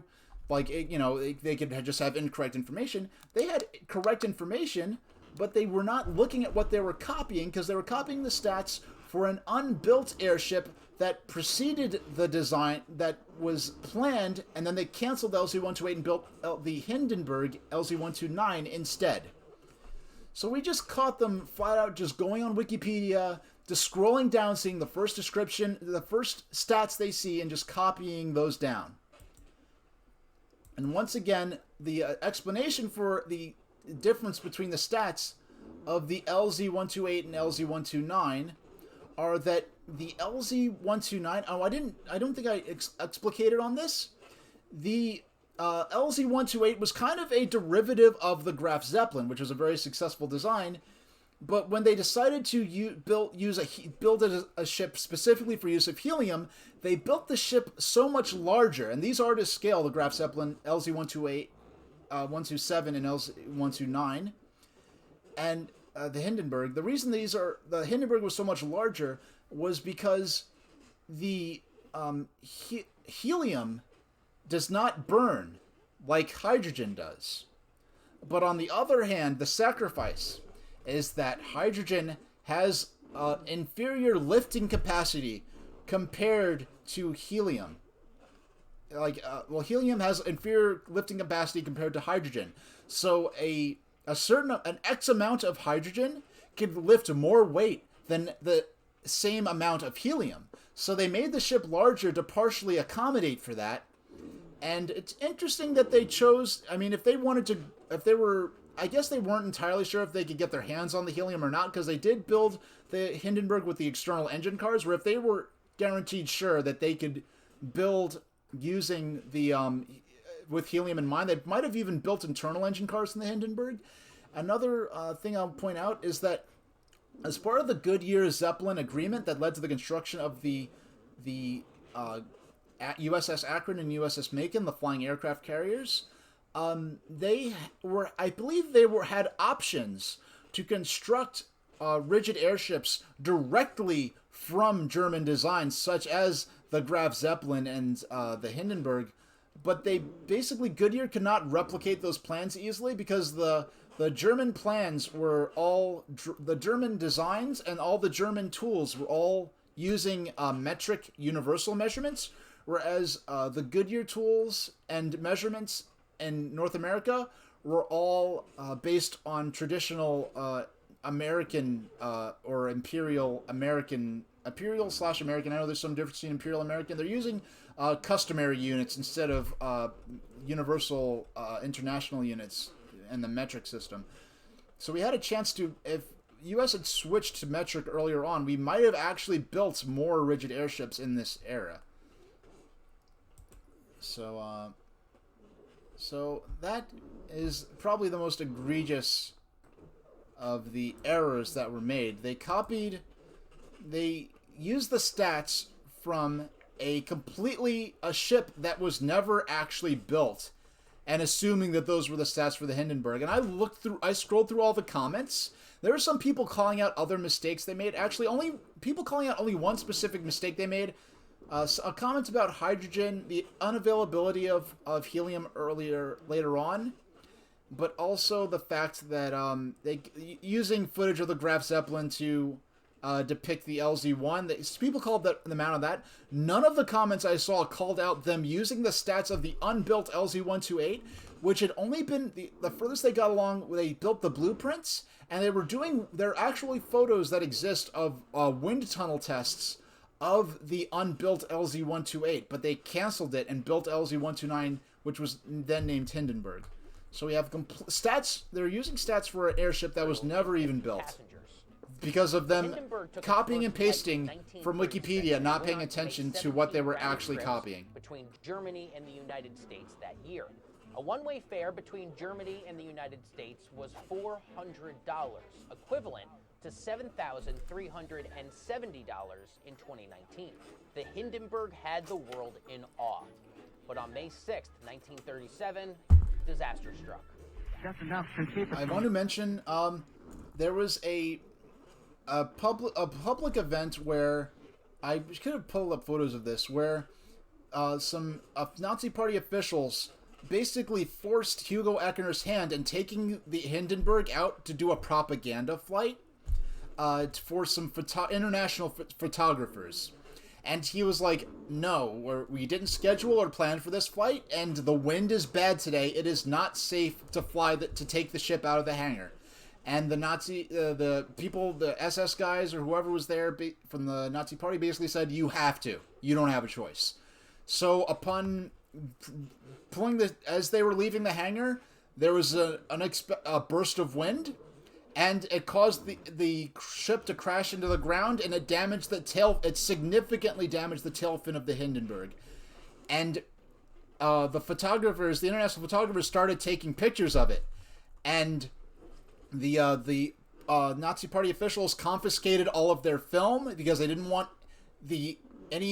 anything that reflected badly on the leadership. So when they had an argument right in front of them that it's not safe to fly today, you were going to crash the ship if we do, and they flew it out, and they actually did damage the ship, and they had to fly it back into the hangar, and they never actually completed the flight. one of the American photographer managed to hide his film from the Nazi Party officials, and he was able to smuggle the film back to the U.S., whereas the Nazis, all the other photos of the damage were destroyed. And, so we have photos of this thanks to that photographer who really stuck his neck out, because if he got caught hiding the film, he probably could have gotten in a lot of trouble, even as an American. And Hugo Eckener was heard basically shouting, how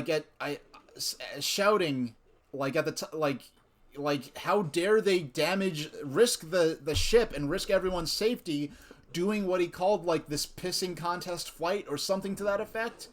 And when word of that got back to the secret police, he was too popular to assassinate, so they actually blacklisted him from being mentioned in any form of, because in an authoritarian state, all messages, all communications, all radio and all radio, newspapers, and the actual television, that they did actually use television in Nazi Germany, which is an interesting story in and of itself, but no one was allowed to publish anything that wasn't approved by the party. So they basically refused to mention Hugo Eckener in any way, shape, or form. So rather than assassinating him, he was just sort of made a non-person, as they would be called. So Hugo Eckener was outspoken anti-fascist, and though he was the anti-fascist in Germany that was too popular and to assassinate. Okay, I want to talk a little bit about the final flight of the Hindenburg. Basically, they were running late. A lot of the general consensus as to why the Hindenburg crashed, why the disaster took place, was you have the internal frame is held together by high tension guy wires, and they were running late, and to their flight to New York. And there's a lot of pressure to fly on time, to arrive in New York on time, turn the ship around, refuel, restock it, get the next set of passengers and crew on board to fly back to Germany, so that because there were people on board the next flight. And by the way, for a lot of transatlantic ocean liner crossings by steamship, you would be on board a ship for a week. If you wanted to go to Europe, whereas the Hindenburg could get you to Europe or to across the ocean in only 3 days. So it was a huge deal, time save, flying a Zeppelin on a rigid airship as compared to a steamship by the ocean. But what happened was they were running late, and there were people wanting to see the coronation of the next British monarch, and so they did not want to be late on their next flight back. It would look bad, and if it made the Germans look bad, they could potentially be punished by the party. So there was pressure to land the ship as quickly as possible. There was stormy, lightning conditions, so it was not safe to land in the Lakehurst Naval Air Station. And so they had to delay the flight and take a circuitous route. They did a slow flight over in New York City for the passengers to sort of take their mind off the fact that they were being delayed. And what it was believed is that in the rush, and Hugo Eckener was on board this flight, and it is believed by many experts that because I'm doing this to I'll use my water bottle, right? This is the Hindenburg, right? It was believed that they were supposed to take turns very slowly and gently with a rigid airship but they were taking lots of fast whip tail kind of turns, trying to moor as quickly as possible.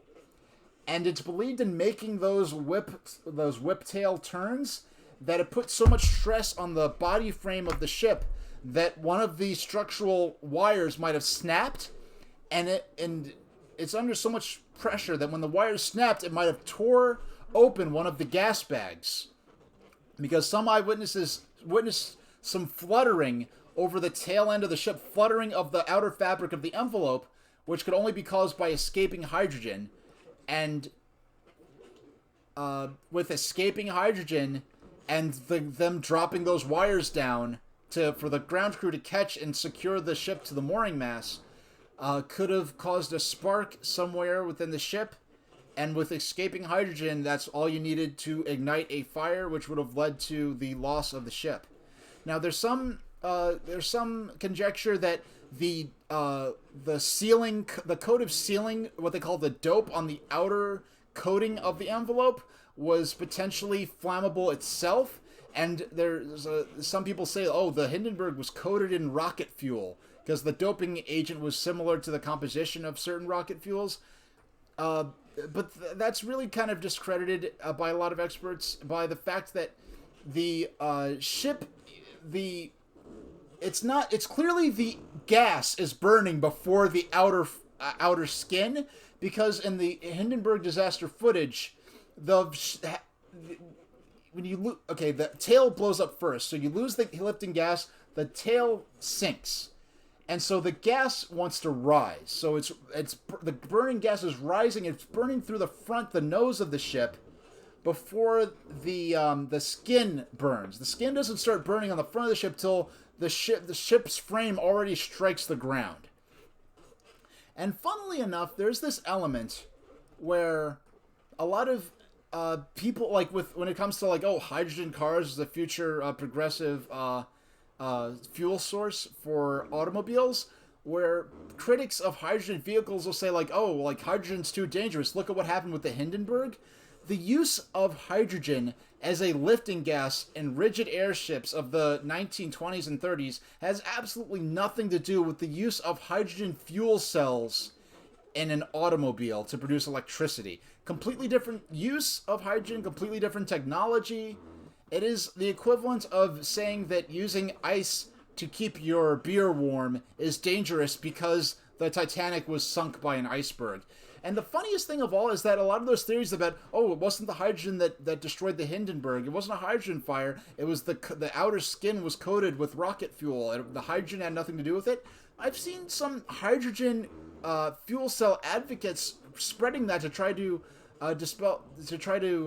damage control hydrogen by, when the hydrogen fuel cell critics use the Hindenburg disaster to argue against the use of hydrogen fuel cells, which is a silly argument. They try to argue that the Hindenburg disaster had nothing to do with hydrogen. It's like, you don't even have to make that argument, because the use of lifting gas has nothing to do with modern hydrogen. The use of lifting gas in an airship has nothing to do with modern hydrogen fuel cells to produce electricity. So we'll continue on a little bit. Disaster struck. Just enough to keep it from... It's first in the flank. Get it started. It's fighting, and it's fighting. It's fighting terrible. Oh, my. Get out of the way, please. I mean, bless this guy for having the composure to accurately describe this disaster coherently as it's taking place. Seconds for flames to completely envelop the Hindenburg. And, a total of 36 people lost their lives. Now, 36 out of about 100 people on board. Actually, most of the people on board the ship survived. There's one story of a cabin boy, or something to that effect, who was washing dishes in the Hindenburg's kitchen as the ship was landing, because they're all working as the ship's landing. He was washing dishes, and when the ship, when the lost buoyancy in the back as it was burning. And he was facing the front of the ship with the sink, and the water splashed, and the sink splashed onto him as the ship, canted backwards. So when the ship leveled out again, because he was covered in water, he was able to run through the flames and escape the ship, because it was sizzling off, it was burning off the water before it started burning his skin and his clothes. So he had relatively minor injuries. But actually, people think of, talk about the Titanic and the Hindenburg. If you had to be on one or the other, you actually would rather be on board the Hindenburg, because, the Hindenburg had many successful voyages, whereas the Titanic didn't even complete one. But aside from that, there was if you were to fly on that, if you choose between being on board the Hindenburg or being on board the Titanic on their fateful voyages, the Hindenburg, much higher. Most of the people survived. Many were severely injured and had life-lasting injuries, or and physically, let alone mentally. and lost family and loved ones. So even the survivors suffered tremendously, but there were many, much higher, most of the people on board survived. And in addition to that, it's a naval air station. Navy sailors were there helping the ship to land into more. So you had people with military training specifically prepared to deal with potential disasters such as this, that were able to provide first aid and medical assistance. Whereas even many people who survived the actual sinking of the Titanic froze to death, because they couldn't get on board a lifeboat and they didn't have emergency aid and first aid available immediately. So lots of reasons why the Hindenburg, if you had to be on board one or the other on their fateful voyages, you'd probably rather be on board the Hindenburg. Decision, airships of the time, like the Hindenburg, chose hydrogen over helium. Helium is not flammable. Hydrogen is highly flammable. Hydrogen air mixtures can ignite with very low energy input, 1/10 of the heat required for igniting a gasoline air mixture. There had been numerous airship disasters prior, some with larger death tolls, but the horrific scene captured by photographers was ingrained into the eyes of the public. Many blame this moment as the cause for the death of the airship. But there were other issues that made the air... And this was pretty much like the first disaster to have really been caught on film as it was happening.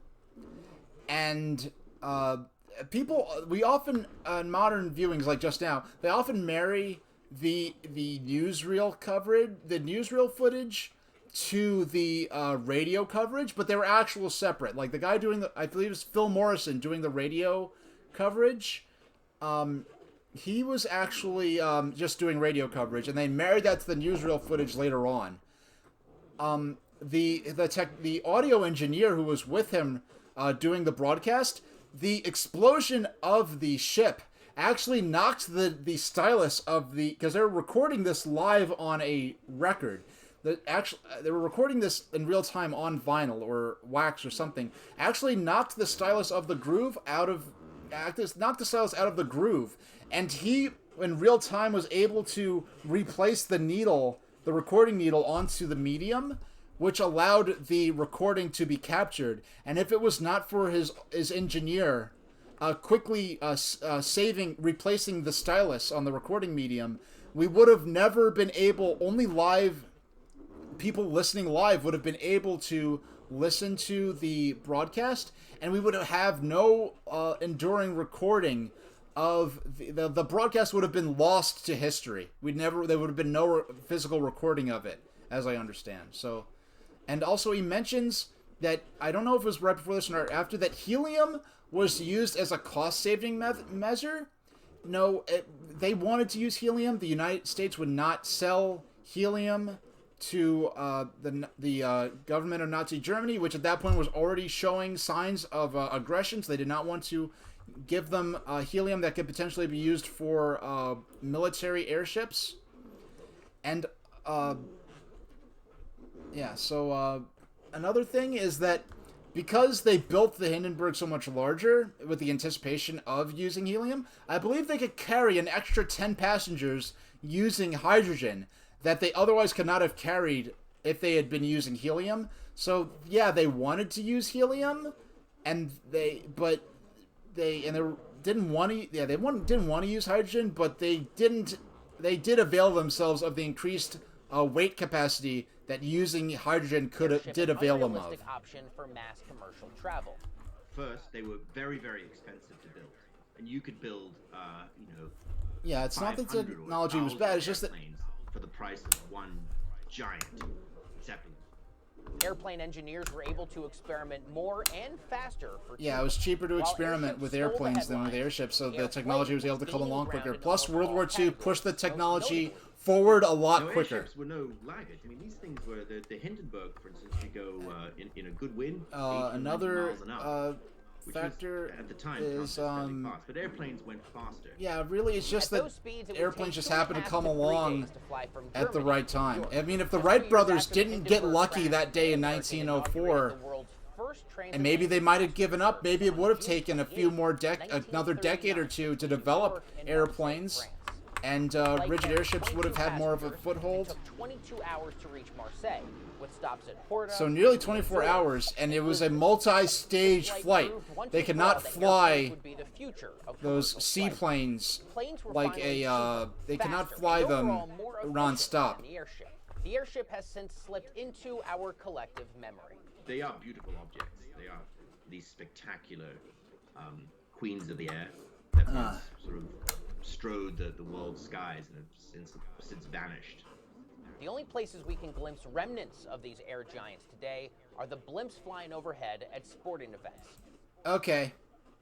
Now this, he says, you know, rightfully so, the only remnants of the airship age are blimps, or pressure airships, but ironically this is not a blimp. This is a Zeppelin NT. When the Zeppelin company, the original Zeppelin company, when it was, like, shut down, its shutdown clause, basically, as I understand it, included a clause for a fund to be set aside to resume production of airships under a reformed company, which did happen. And Zeppelin, their ships are called Zeppelin NT, NT standing for New Technology, and they are semi-rigid airships. And the difference, you could easily spot a Zeppelin NT as compared to a typical blimp, because a Zeppelin NT will have its control car on the front end of the like more towards the front, which is not possible with a typical blimp, where the gondola is basically hanging off the bottom of the envelope, whereas a Zeppelin NT, because it has that internal airframe, the gondola can be placed more towards the front. Zeppelin NTs are the largest lighter-than-air craft in existence today. There's a company called Airship Ventures, which unfortunately has collapsed, that owned a airship that they named Eureka. They were operating out of California, and they were doing round trip tours on airships, and also point A to point B flights within California. And they were the only company in North America, if not the world, where you could actually buy a ticket to ride on an airship, because the Goodyear airships are used for, they're used as camera platforms and for publicity purposes, but you cannot buy a ticket on a Goodyear blimp. And so Airship Ventures had the only airship that could be flown using, that you could buy, where passengers could buy a ticket to ride the airship. Now, it was a very small cabin. It wasn't like the luxurious accommodations of the transatlantic liners of yore, but it was a bigger cabin than any blimp. And I know Steve Wozniak actually used to take flights on them, and they would have sponsors that would pay to have their artwork put on them. And actually, I ran a grassroots fan campaign of fans, that were excited about the new Nintendo system at the time, the Wii U, and I actually started a campaign and at the time, Airship Ventures was looking for a sponsor, and they were desperately in need of a sponsor, because they had leased the airship from Zeppelin, and if they could not find a sponsor to pay for continued operation of the airship, they would have to send it back to Germany. So basically their Zeppelin was going to get repossessed, pretty much, which is a weird thing to say, kind of the stuff of a steampunk story. And so I petitioned for Nintendo to sponsor Airship Ventures and have them put the Wii and use put the Wii U logo on the sides of the airship, and have the world's biggest airship flying around with the Wii U logo on it and go on tour. And I was able, and because this was all done through social media, I don't know how far it got. It could just have been the whims of perhaps some intern, if they use interns for this kind of stuff, some intern at Nintendo, perhaps, whoever was running Nintendo of America's Twitter feed, and whoever it was at Airship Ventures, Airship Ventures actually tweeted at Nintendo of America, like, hey, Op Blue Wave, which was the name of Operation Blue, which is the name of my grassroots fan campaign, which some people who view my stream were participating in. It's like, oh, Nintendo of America, Op Blue Wave wants you to sponsor our airship. We'd be happy to put the Wii U logo on the side of the world's biggest airship and help you promote your new system. I got far enough that I got Nintendo of America and Airship Ventures to follow each other on Twitter. I actually did get Nintendo of America's Twitter account, a North American Twitter account at the time, to follow Airship Ventures, and Airship Ventures followed Nintendo back. I don't know how far discussion went within Nintendo, but at the very least, as an act of whimsy, whoever was operating Nintendo of America's Twitter feed did follow Airship Ventures. And I was trying to save. I wanted Nintendo. I was worried that Wii U could actually turn out be a flop. I would want to do everything I could to, show that there's grassroots support from gamers, hardcore gamers for Wii U. And so I wanted to help Nintendo, and I wanted to help Airship Ventures because they wanted to them to have a sponsor so they didn't have to dismantle the airship and send it back to Germany. And Airship Ventures at the time did have the world's largest example of a Zeppelin NT airship. And when they went on tour with farmers, before they lost the farmer sponsorship, they went on a nationwide tour, and they actually flew to New York City and during the New York City section of their tour, they used the hangar at the Air Force Base in Lakehurst to house their airship. And it was the first return of a Zeppelin-built airship to Lakehurst since the Hindenburg disaster. And later after that, and unfortunately Airship Ventures had to shutter their operations. And it was especially sad because Airship Ventures, they would often tweet with their airship in the first person, as though the airship was alive, like it was something out of Thomas the Tank Engine or something.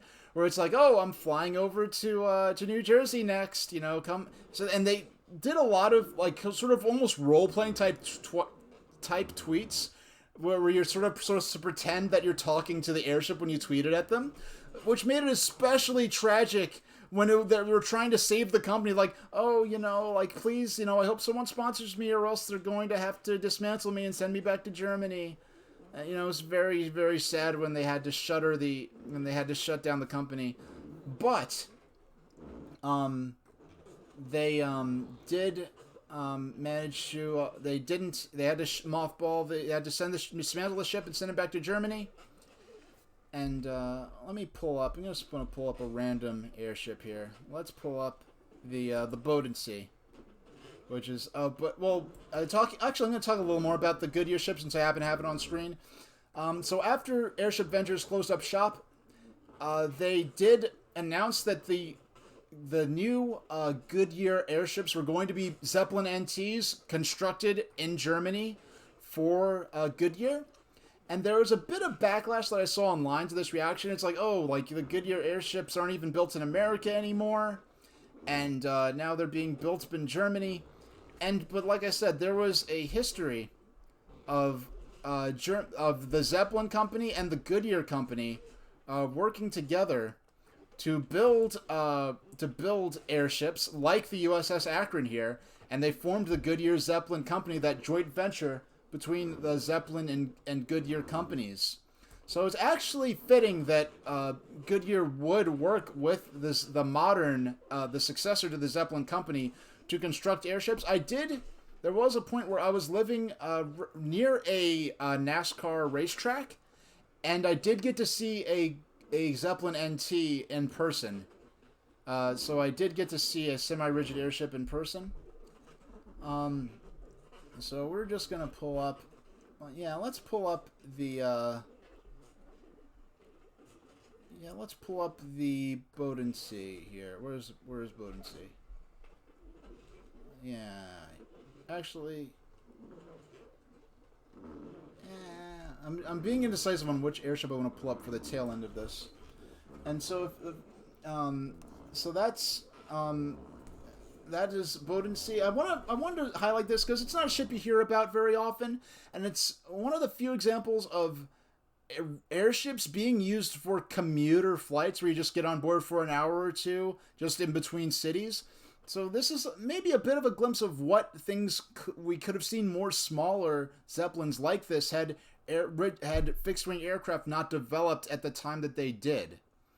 And, they're a staple in speculative fiction. What if airplanes were never invented? What, parallel universe stories. You know, like his Dark Materials, for instance, you know, uses the world, the parallel universe of that world. You have airships instead of airplanes. And so I want to just, and then that's how I ended up being interested in airships. Getting my photograph of the sent to me by a dear friend of mine, dear loved one, of the construction of the USS Shenandoah, and my book from 1945, Why Is America No Rigid Airships, where the former president of Goodyear was advocating for further airship development. That's everything I have planned to say. I know I've been somewhat kind of not really responding to chat in preparation for editing this together for YouTube. I'm not going to watch the rest of the video because there's really nothing else I have to comment on. I'm not here just to show the video. I was here to comment on the specific things there were to comment on in the spirit of fair use.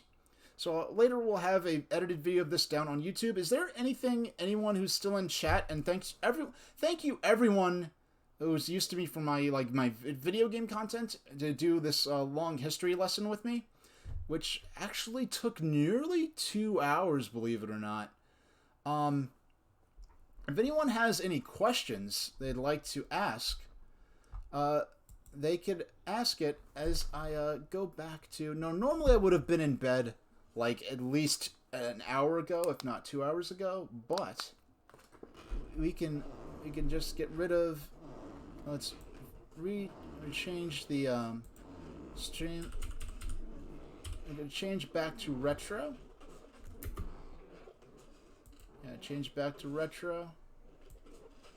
And play a little more Game & Watch Gallery 4. Okay. I usually wake up between 6:45 and 7:30. If 8 or 9 is really late for me, and that's even without a... But sometimes I also sleep for like 4 or 4.5 hours, get up and work or for an hour, and then go back to sleep for the rest of the night. And I do actually sometimes when like you or Kyle or are streaming, I actually do I just want to get rid of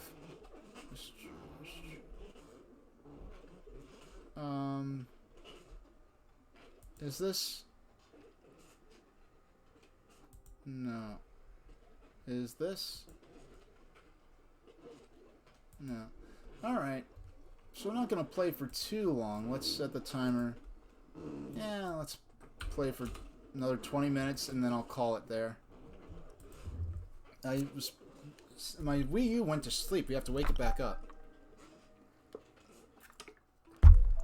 Thanks, everyone. If anyone has any questions about my interest in airships or anything about the history we discussed, now you can go ahead and ask, and I don't mind at all. I will be later on. Let's see what if we unlocked anything. Mario's Circus. What's this? This corner has detailed info and hints about the games, and the info you've seen in game will stay here. Be sure to check it anytime. Fire rules. Okay. Messages. Autosave. So start during the save and turn off the power. Yeah, that's really cool. Yeah, but if anything has anything they'd like to ask, I'm not begging for responses, but I just, in particular, if anyone hopped on specifically for this stream, or just wants to ask anything, you could ask while it's fresh and relevant, and if it's interesting enough, maybe I'll edit it into the video. Let's stick with the 2 games that we played so far,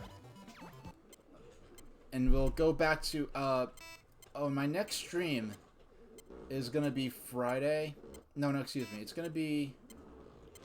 Actually, when is my next stream? Okay, my next stream's gonna be Tuesday at 1 o'clock, and I'll be playing... it'll be a double feature. I'll be playing Twin Bee, and I'll be playing Fantasy Zone. So I'll be playing the 2 famous example of the Q-'em-up genre, as it's called. I've been interested in both games for a long time. I've played the Master System version of Fantasy Zone. I've never... And I only played about a half hour of that. And I've watched history videos about Fantasy Zone, and my history and passion were inspiring. Well, thank you very much. I'm glad I could do that for you. Yeah, so the two cute-em-ups, I've watched the history of the series, but I never really gave the games much time. On Tuesday, and I do believe that was... Yes, it's Tuesday at 1 o'clock Eastern Standard Time. So on Tuesday, we'll be playing both Twin Bee and Fantasy Zone. I have to make sure I don't say Phantasy Star, which is my habit of doing.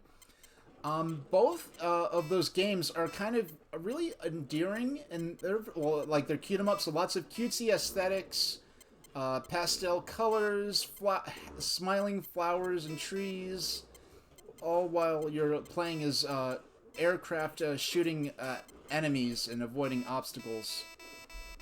Actually, I guess I can make...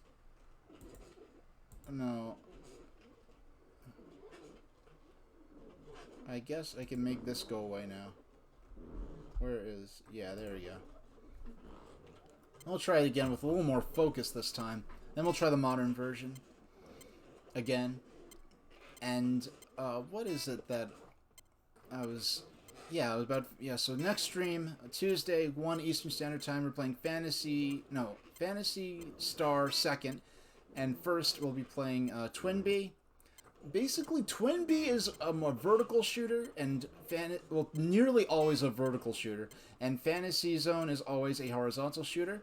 I played the Master System version of Fantasy Zone before, but I'm going to be playing the arcade versions of both Twin Bee and Fantasy Zone via the Switch, which I look forward to tremendously. You might be familiar with Twin Bee. It was one of the Famicom Twin Bee games was localized in North America as Stinger, and I will be later comparing the Master System version of Fantasy Zone to Stinger. And I know Kalaka Boy, one of my regulars in chat, is particularly excited for me to play Stinger. I've never really even played Stinger before, and Stinger is an interesting entry in the Twin Bee series because I believe Stinger is the only game in the Twin Bee series to have horizontal scrolling sections as well as vertical scrolling sections. And the cute thing about both Fantasy Zone and Twin Bee is that in both versions, well, I think in Twin Bee, the ships are kind of alive, like they have like arms and legs, and I think they wear boxing gloves, but they're piloted by people. I don't think the ships themselves are alive. In Fantasy Zone, the actual lore of Fantasy Zone is that the ships are actually like a living race of spaceships that have arms and legs. And like when these little ships travel into space, they actually Azurest act like they're jumping from the Hindenburg. How appropriate. My mind did not go there, but I've known you long enough that that humor is a little dark, but I guess suited to the stream. Okay, once we void out on this one, we're gonna skip to the modern version of this game. So this is how this would have played on the original. Oh, got a lot of points there. Got a lot of. So that's how it would have played on the original 1980s electronic handheld game, and this is the modern reimagining of the game. So now we have Mario and Luigi. We have some snazzy background music. Oh no! Let's just. That was embarrassing. We already dropped one. Let's play this once, and then I'll play the other game we played today. There are at least 2 other games, and I think others that were actually, and there were other games that you can unlock if you play enough of these games. But we'll save those for future streams. So next week, only one stream next week. It'll be Fantasy will be Twinbee and Fantasy Zone. I'll play Twinbee first because Twinbee came out first, so I'll play them both in chronological order. Compare the two seminal cute 'em ups side by side. Both Twinbee and Fantasy Zone originate in the 1980s arcade, so I'll be playing the arcade versions of both of those games. Then the week after that, I will be playing. Well, I intend to play. I'll have to be playing on my original Wii for the first time. We'll see how that works out technically, because I have a converter I'll use to plug my original Wii into my my Elgato capture card. So I'll have to do some testing within the next couple of weeks to make sure I can do this properly as I intend. But we'll be playing the Master System version of Fantasy Zone and the NES version of Twinbee, which in North America is known as Stinger. So next week we're gonna be playing the arcade. We're going to be playing the arcade versions of Twinbee and Fantasy Zone. Then the week after next will be one stream also, and we'll be playing the home console versions of those games and comparing those. So it'll be a lot of fun. And then so the week after next, so it'll probably be kind of late into March, if not well into April or early into April. We'll be going back to Paper Mario. And playing Paper Mario we played through the first half of Paper Mario, and we'll be playing through the second half. And in the second half of Paper Mario, I think the second half will go through a lot longer than the first half, because I've learned how to pace myself so I can stream longer. And Paper Mario streams have generally been 2 or 2.5 hours. Now that I'm reliably doing 4 hours of gameplay per stream, I'll be able to get through the game a lot quicker. Now, the fun thing about the Paper Mario stream is that I'm doing what I call the Wheel of Fate challenge, and where every time Mario levels up, I spin a wheel to decide every time Mario levels up in Paper Mario, if you're unfamiliar with it, one of Mario's 3 statistics can be increased, and you get to choose which stat will be increased. And depending on which stats are increased, it really shakes up the strategy and the approach to battle, and what kind of equipment and magic and abilities Mario can use throughout the adventure.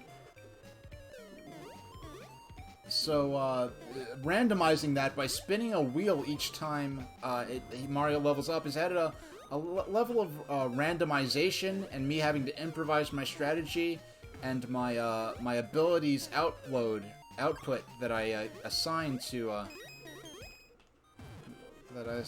Mario throughout the adventure. Now, the first half of the game I am familiar with, but the second half, right up to where I started playing, is actually beyond where I've ever played. So I'm actually, oops, that's a third man out. And I don't know if you saw before, Kyle, but there's a cool quick save where if you hold start and turn the game off, and if you turn the game back on later, it instantly starts from where you were at. So it really kind of captures the instant play, instant put down nature of the original Game & Watch handhelds. And it would be a fantastic game to have on Game Boy Micro, especially back when I was in New York City, and visiting New York City a lot, and I didn't want to carry my 3DS, and I didn't want to have pants with large, super big pockets. So I had a Game Boy Micro, nice pocket-sized system. I was buying a few games like Pokemon Pinball, and Pokemon Pinball, Pokemon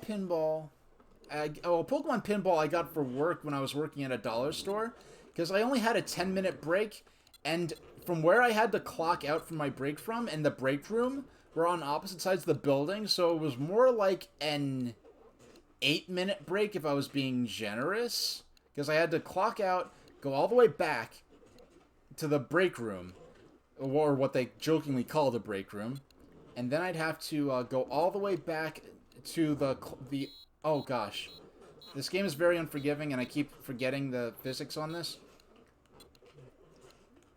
and so I'd have to go back all the way up to the front because I had to clock out using the cash registers, which was a nightmare.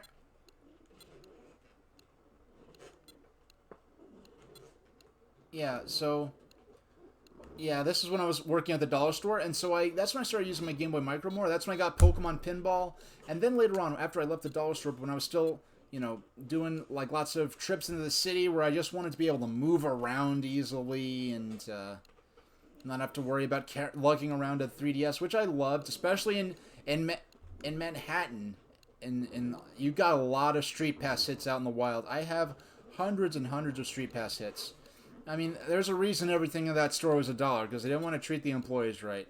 But I still shop at that dollar store chain. The dollar store chain. It was only a 10-minute break, but to be fair, it was only 3 to 4 hour shifts. Only a couple of times did I actually work a full shift that would warrant a proper lunch break.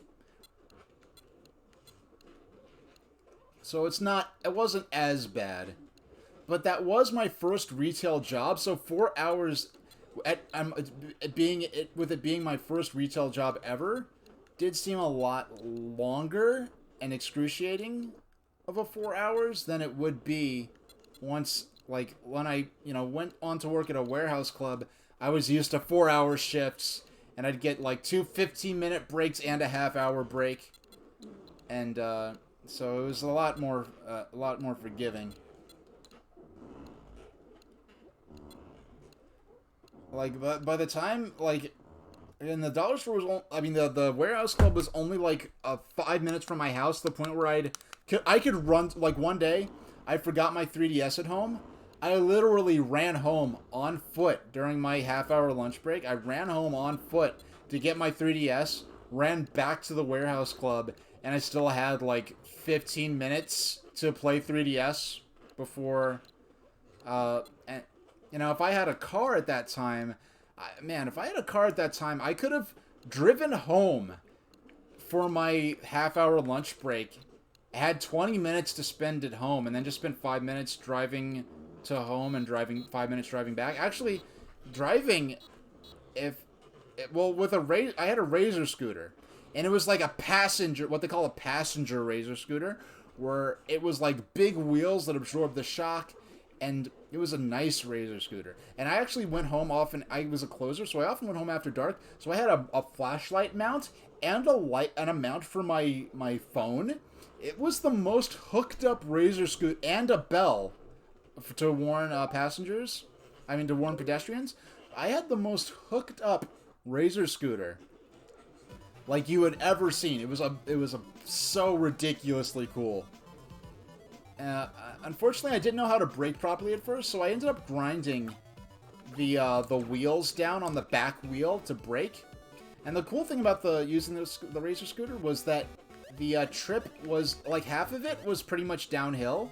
So either way, like, half of the trip was just me coasting. It was really cool. Yeah, so I had the most hooked up Razor scooter you ever saw, and it was so cool because I'd get to work.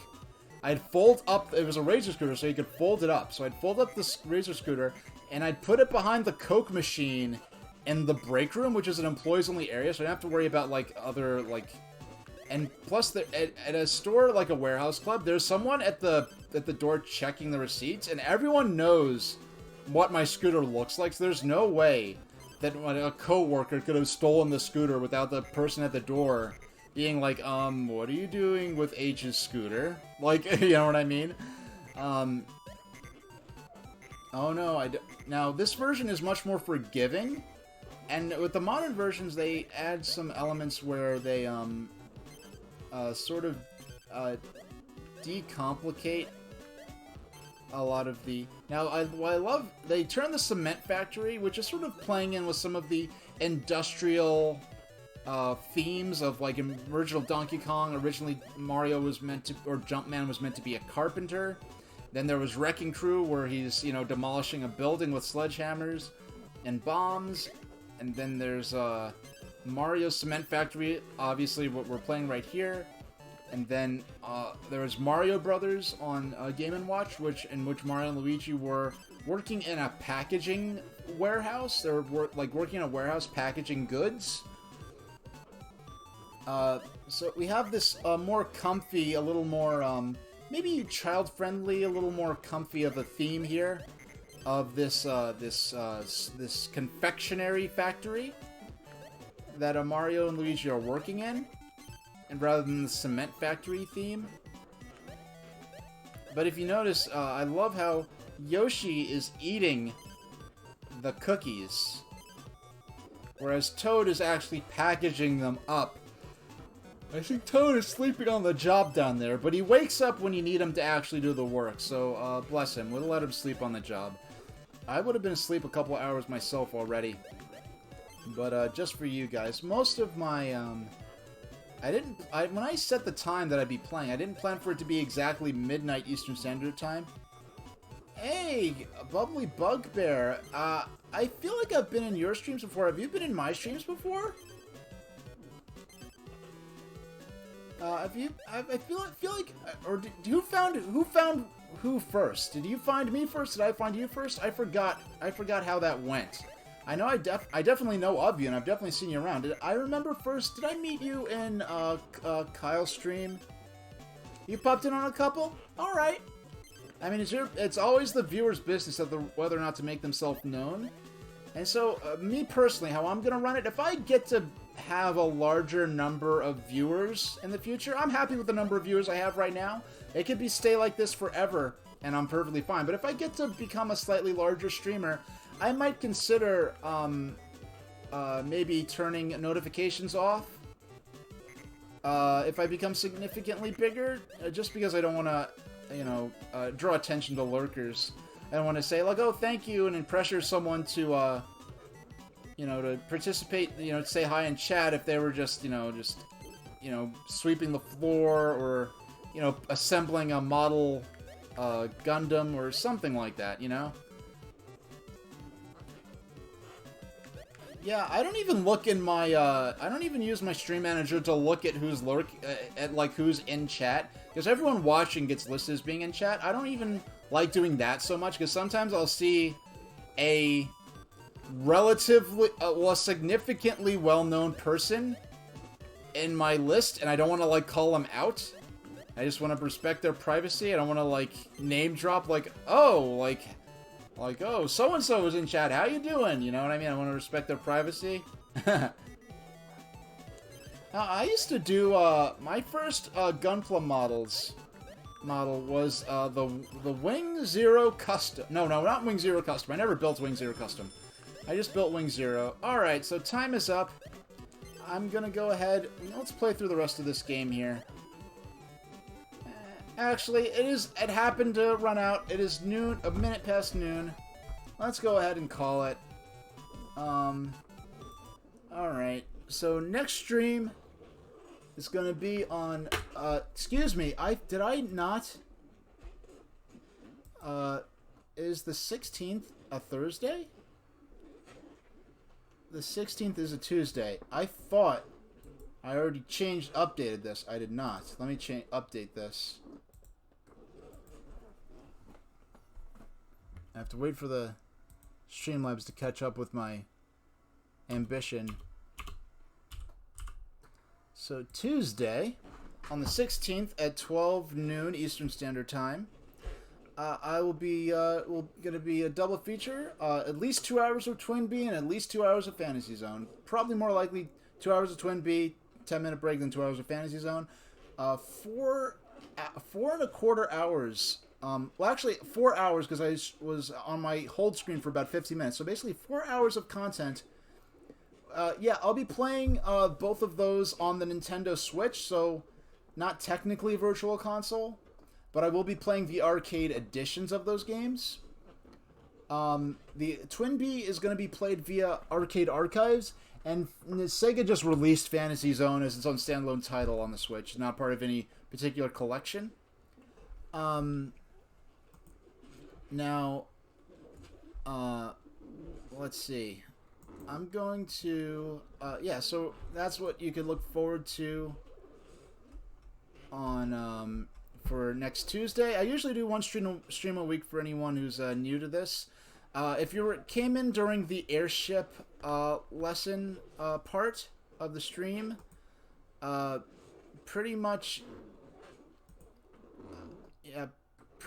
you can, normally I interact with chat a lot more, but I didn't really interact with chat so much because I wanted to focus on the material I was delivering. I was answering things that chat was saying, but I wasn't acknowledging chat much. I turned my alerts off because I wanted to edit that together into a YouTube video that'll be on my YouTube channel, which is GGuru1. If you look there, that's a playlist that's on my YouTube channel of my existing VODs. And I'll edit down the airship portion lesson so that I can have a video just about the airship part. It's more streamlined without me hemming and hawing and so much. So I'm gonna send you over to Pete, who's streaming right now. He's streaming, I think, Ghosts and Goblins. It's not often. Often of the people I know, I don't have a chance to raid, but this time I do. So I'll send you over to Pete in about 8 seconds.